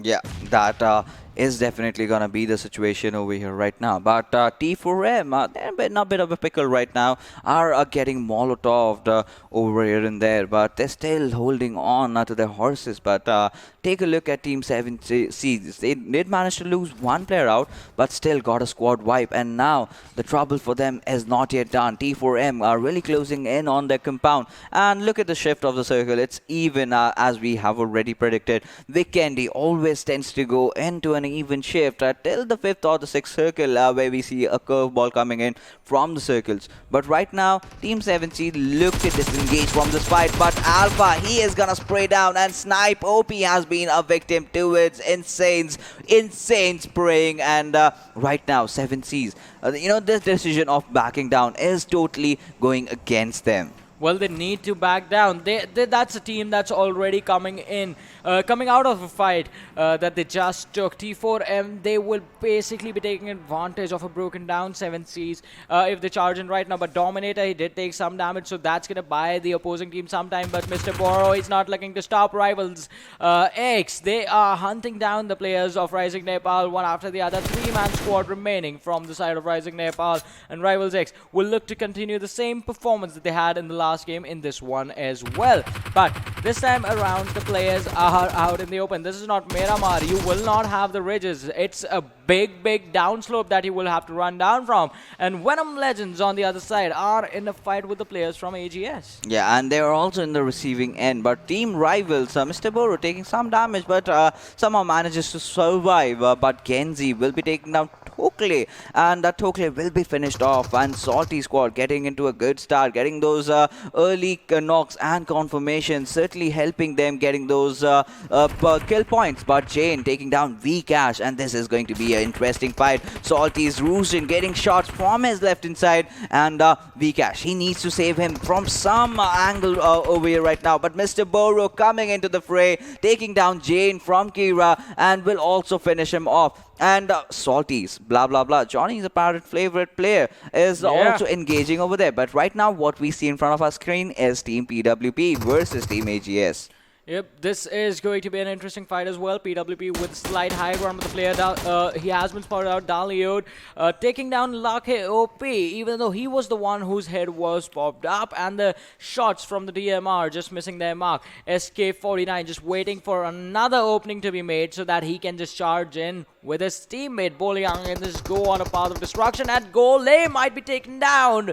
Takes damage, falls down to 40% HP, but still manages to survive. Lake has been revived as well. He's going to heal up and he's going to be back on his feet, ready to fight these players of PWP. Yeah, certainly. They are looking ready, but PWP might have a possible chance of getting third-partied in the process and blah, blah, blah. He has to figure out some way that he can hold on to the members of Team Rivals. They can make that push happen, but yes, Rushin has gone in for that revive onto its Vcash. Vcash is up on his feet right now. He is healing up, but for how long? They have to make that retreat also. They have to get inside the compound. But Vcash, quite an interesting choice of weaponry here over here, using Bison, and we had seen players doing wonders with this weapon, especially in the lands of Vikendi. And one thing about Vikendi, if you observe, players tend to get a lot of SMGs dropped out, and the best part about SMGs is you can keep a lot of ammo. You do not have to worry about it, considering the small size. So kind of comes in handy when you love to spray and pray.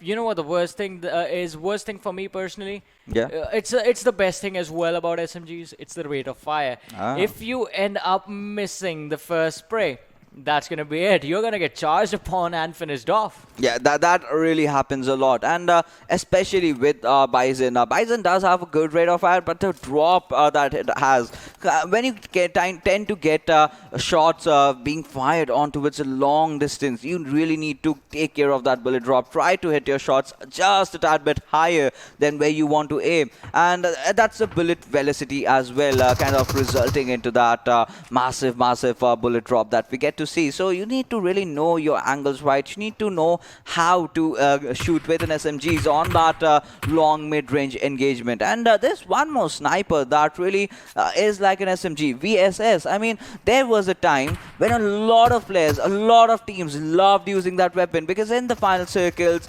that was really fruitful and that was really helpful for all these players. But somewhere down the line, the meta has kind of changed, as you can say it has evolved. A lot of people are actually not opting for the VSS anymore.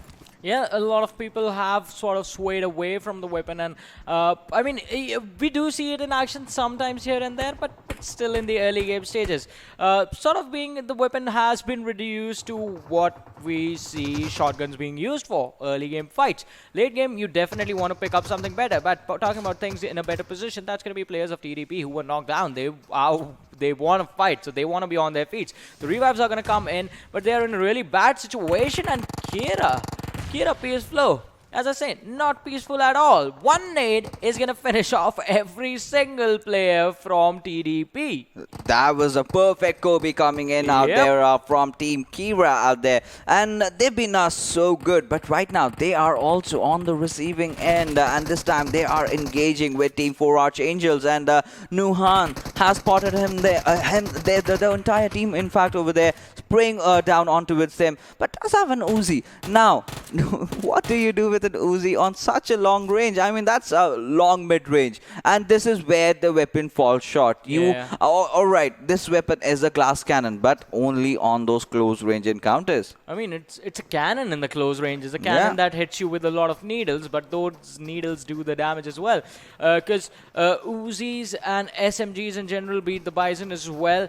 The incredible thing is the rate of fire. The DPS increases in close ranges, but at long to mid ranges, the spread of the bullets is so weird that you will hardly connect anything. And if you connect, that's going to be a miracle, or the game's RNG. But still, it's a big challenge.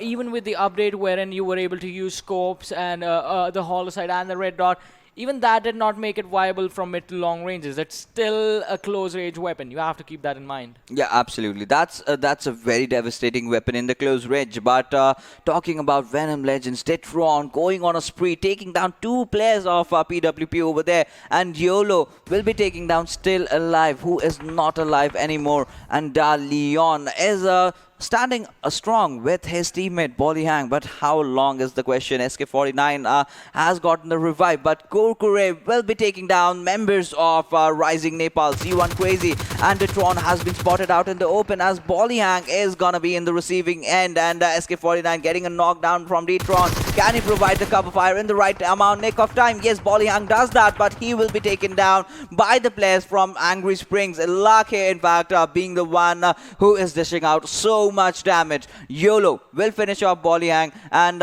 all those straight fire knocks are coming in, and we have seen this time and again in Vikendi. The initial phase is kind of slow, but when it tends to go running, it does not really stop. Yeah, it's not gonna stop anytime soon either, as we do see these two teams right next to each other on the very edge of the circle. 4 Archangels trying to keep rivals RisingNepal away from the circle, and what a surprise! Venom Legends take an early exit on the 14th position in this game with just 1 kill to their name.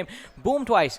Is it just me, or even you think Boom Twice is going to be stuck? Alright, he just pops the smoke on towards his right side and runs to his teammates in a straight line. Well, as long as you can get to your teammates, no complaints from my side as well. So, PWP Esports have finally been eliminated, but they are decent. They have qualified. They have nothing much really to worry about.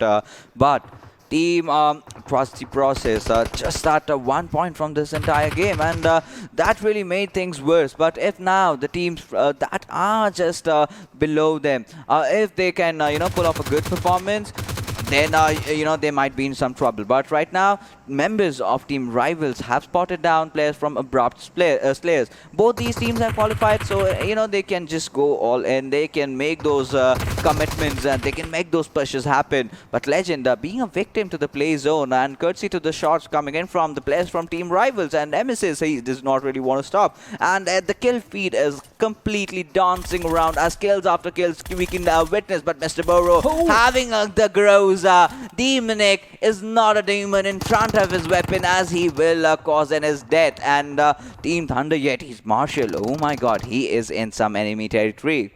Yeah, he's behind the enemy's lines, quite literally, but Mr. Bora is going to spot him out. The Groza's action is going to be there, and the finish off is going to come in for the squad of Thunder Yeti. He's on the 12th position. 11 teams surviving in this game, and it looks like Rivals X, they are just going to go on another domination. 2 of the players were knocked down, but the revives are going to come in as they have cleared out any sort of threats that were there that they were facing. But 1971 Gladiators, they are still in this game. They have 0 kills though, but they are still alive. As long as they are alive, that means they have the opportunity to get more kills. Let's see if Soulz squad is going to allow them to do that. 7C Esports eliminated on the 11th position with 4 kills. That's going to be 5 points going in for that team, which is still better than the 1 point they had in the last game. Yeah, it's still better, but is it going to be enough? That we will get to know after this game ends. But Salty squad, they are still surviving. They've got a couple of kills for themselves. 4 Archangels, they're in the middle of almost like 2 or 3 teams. Just beside them, we have Team RisingNepal. We have the members of Team Kira as well. Don Dai does not really want to stop. Takes down Cooney, but it will instantly get traded off by Prerak. And there goes RisingNepal being eliminated. Team Kira, they are playing out of their minds in this particular game. But Team Salty squad, they have the zone's favor. They have the blessings of the circle. They do not really have to move. And the 6th circle will be starting to close in soon. And T4M Alpha finding whatever he can. But Insane, he's taking a bit of a damage, and so is Alpha. Right now, Insane has to heal up at the right nick of time, and Shanul and Gole will be pushing out any moment, but Lucky Will has been knocked. Muffin takes a knock as well, and Insane, a courtesy to a good fight, but the numbers were too much, and with that, T4M officials have been eliminated. Yeah, in just a matter of seconds, we do see teams fall one after the other, just like, well, snow in the land of Vikendi. And we do have a lot of fights happening at the same time. 1971 Gladiators, oh, Yuri OP, his hands have been spotted out. So now blah blah blah knows exactly where he is. Goes for the tap shots, but misses his mark. The distance just not being there. The accuracy, he's going to go for a second try. But 1971 Gladiators, that's not the only guy they need to worry about. This power, Mr. Boro, the man with the Groza, take him down. That's going to be a huge threat being eliminated. But blah, blah, blah from Salty squad. He has his entire team with him. They can aggress anytime they want. Furious health is low. Again, he needs to heal up and try and take the fight. Mr. Boro finished off with a nade. Rivals X, they are going to be pretty angry about that. Yes, they are certainly going to be very angry about that. But right now, we have Joker from Abrupt Slayers who is in the nearby fray. And he is just pruning around in front of 4 enemies. And is he going to survive? That is definitely going to be a question. But Rivals, they are having their own trouble. The last player, Trigger, just surviving by the Whiskers. But for how long? As look, I told you about Team E2S OPM. You can never rule out Totter. As long as he is alive, there is still a chance for a redemption. They can get into the game, and it's just lack of a few kills. And oh my goodness, he just burst the vehicle of Trigger, just leading into slight HP damage, but not enough to knock him out. But he will be going down from somewhere else, and this time it is Boom twice who is the cause for his demise. Yeah, the demise is going to come in. Another team taking an exit, and that's KRP's Flow with 6 kills on the 7th position. Now we are down to 6 teams, 18 players alive in this game. Salty squad pulling up an amazing performance in the very last match. If they get a chicken dinner in this one, that means the semi-finals are going to be theirs if they go in with that sort of a momentum. Alright, Abrupt Slayers also being taken out. The last man surviving was taken out by the players of 1971 Gladiators. So 1971 Gladiators trying their level best to make sure they get the chicken dinner in this game with at least 10 to 15 kills so that they can qualify. But is that going to be enough, as there are 17 players left? Vcash is going to be taken down by Raul. 1971 Gladiators sitting on 2 kills as of now. 1 player, Nightwing. If you remember, he was one of the first players to be eliminated in the game. Yeah, he was, but Riddle is doing absolutely fantastic. But Kenzie from Salty, oh my goodness, all those knocks coming in, and Ruin from Salty will be finishing off the members of 1971. And with that, Mr. Wise from 4 Archangels, he is trying his level best to try and get a chicken dinner. But right now, Angry Spinks, Muffin, he is also surviving alongside his squad. And like we said, eliminated 1971 Gladiators, going down with 3 kills. But is it enough? Is it going to be sufficient for making themselves qualify down to the semi-finals? That we will have to see in a tad bit of moment, as the circle kind kind of favors the players of Angry Springs, and they know where their opponents are. They have got their crosshairs ready. Who is gonna get the chicken dinner? That only time is gonna tell in just a few more seconds. Yep, we will find out in a few seconds, in fact, as there are 4 teams remaining, 10 players alive. Salty Squad with just 1 lad left fighting in this game. The Archangels might have this one in the bag, but AGS is still there. Salty Squad take an exit, and it's the final. Get us a 4v4 since the 2 players from the side of the Archangels were taken down. So it's going to be a 4v2 situation. AGS with the heavy man advantage. Alright, the Archangels are coming back in the game as the revives happen. And now it's a 4v4 situation between these 2 teams. One last time for the group stages. A 4v4 fight in the land of Vikendi. AGS versus 4 Archangels. Yeah, and right now the only problem with 4 Archangels is that they do not have any smokes for their cover.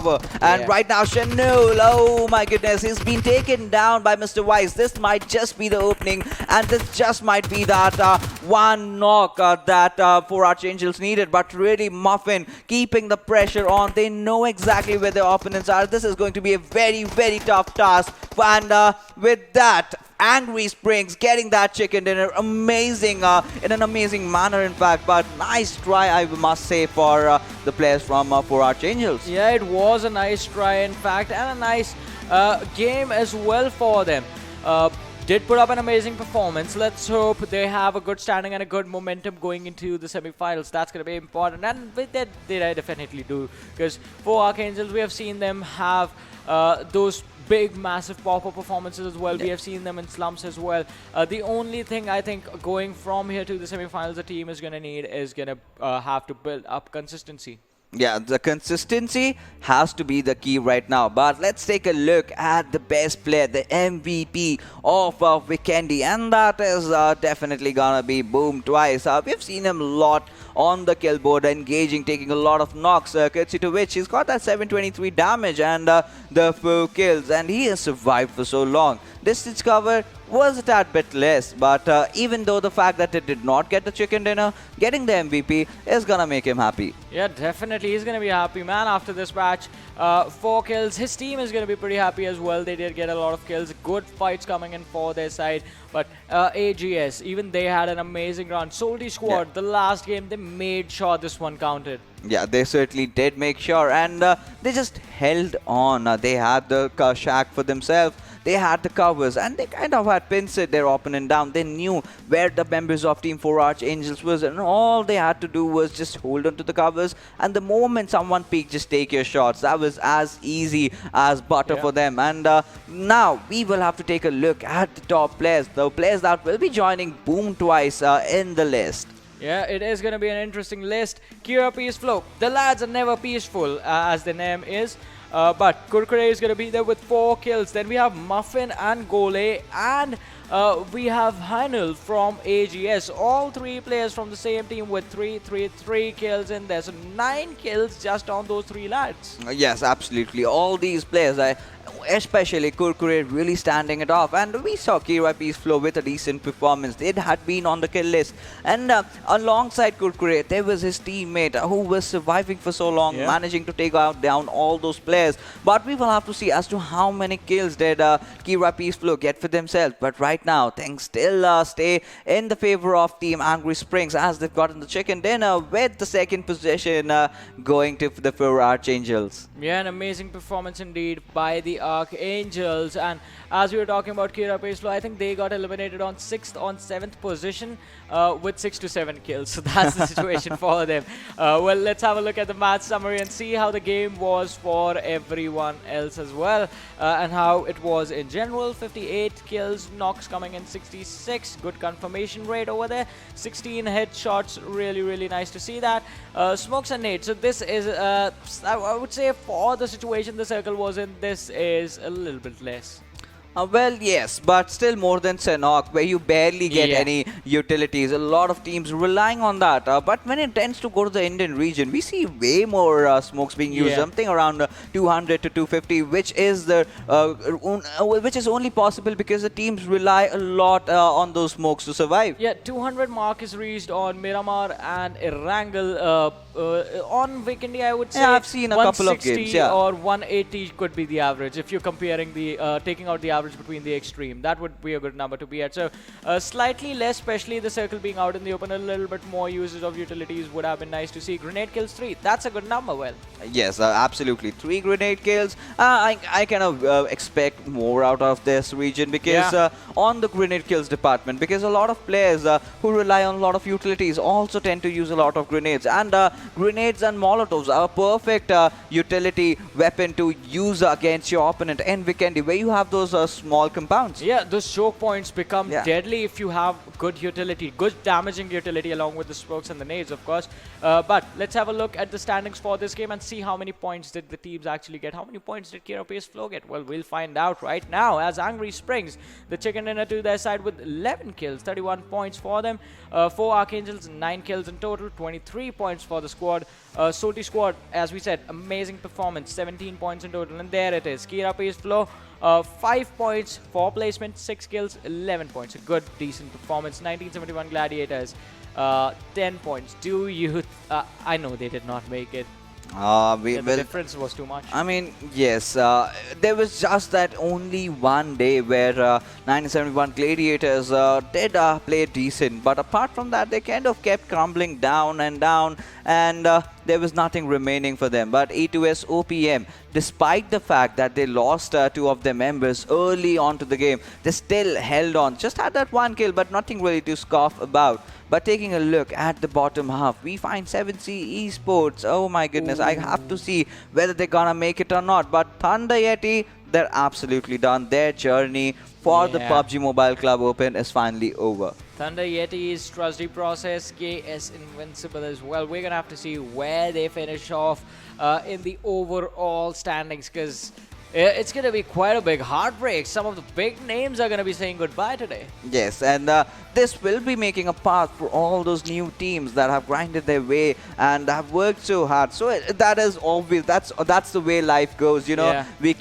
can never expect a permanent team that is going to be performing every single time. But let's take a look at the players who are throwing their hearts into the game, taking all those kills. Let's take a look at the list of the kill leaders in this particular game, and has to be Mafia Ninja. No one really, beating him up out there, but Mr. Boro really did come close with 25 kills, followed by Evil Eye. Then we have God's Reborn Entry, who was playing phenomenally well yesterday, followed by Sinister from A1 Esports. He had also had a good, decent outing. Yeah, he definitely had a good outing, but these are just the top 5. We're going to look at the next 5 as well and see, did things change over there? And I guess the answer is going to be no. The list still remains in the same order. So RisingNepal, Venom Legends, and Phantom, some of the teams that are really, really aggressive, along with the players of Rivals X. So these are the players that the other teams are going to have to look out for and be careful of in the situations, and their teams are going to be relying on them to get those kill frags. But talking about teams in the future, which are the teams that we are going to see move on from the semi-finals? That is the big question, I guess, that everyone is waiting for, and the answer is right on your screens now as we have the leaderboard with us. Top 24 moving to the semi-finals from these group stages are going to be Rivals X with 193 points. So good momentum for all these teams sitting in the top 8 right now. Rivals X, Phantom Esports, DRS, Venom Legends, Angry Springs, E2S in the top 8, A1 Esports and God's Reborn.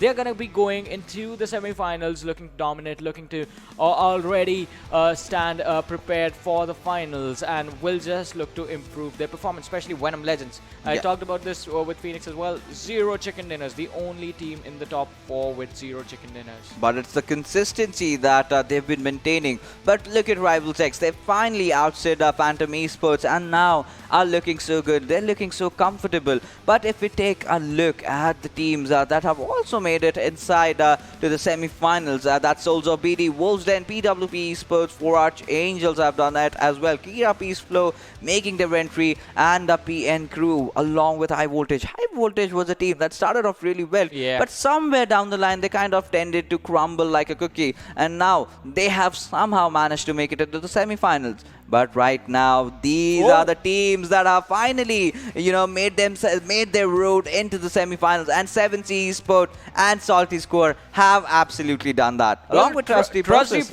Yes. That's the big surprise. That's why I said, whoa, because did not expect that to happen. But yeah, they are. Trusty Process make it into the top 24. But now it's going to be time for the sad news. It's time to look at the 8 names that did not make it and are going to be eliminated from these group stages. It is going to be NAVI, AzraelGaming, 1971 Gladiators, T4M Officials, KS Invincibile, Thunder Yetis, 999 Axe, and NRZ Hunters. So these 8 teams, this is where their journey in the PMCO Fall Split 2020 is going to get over.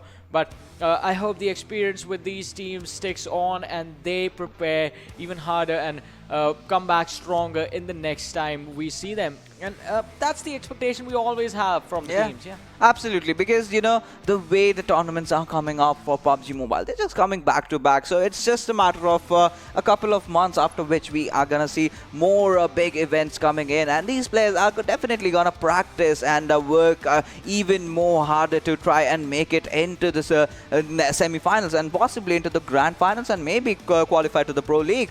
Well, yeah, they will definitely try and do that, especially the teams that have already made it into the semi-finals. Their first job is going to be to perform and stay in the top 11 in the semi-finals just so that they can reach the finals. And for that, we wish them good luck as the semi-finals are going to start from tomorrow. We are done with the group stages. It's going to be a reset as far as the points table is concerned from tomorrow onwards. So make sure to tune in into the semi-finals of this PMCO 2020 Fall Split 2000 South Asia region. My name is Varun Super Johnny John, joined by Fixes. We're going to be signing off for tonight. You guys take care, have a great night, and thank you for watching.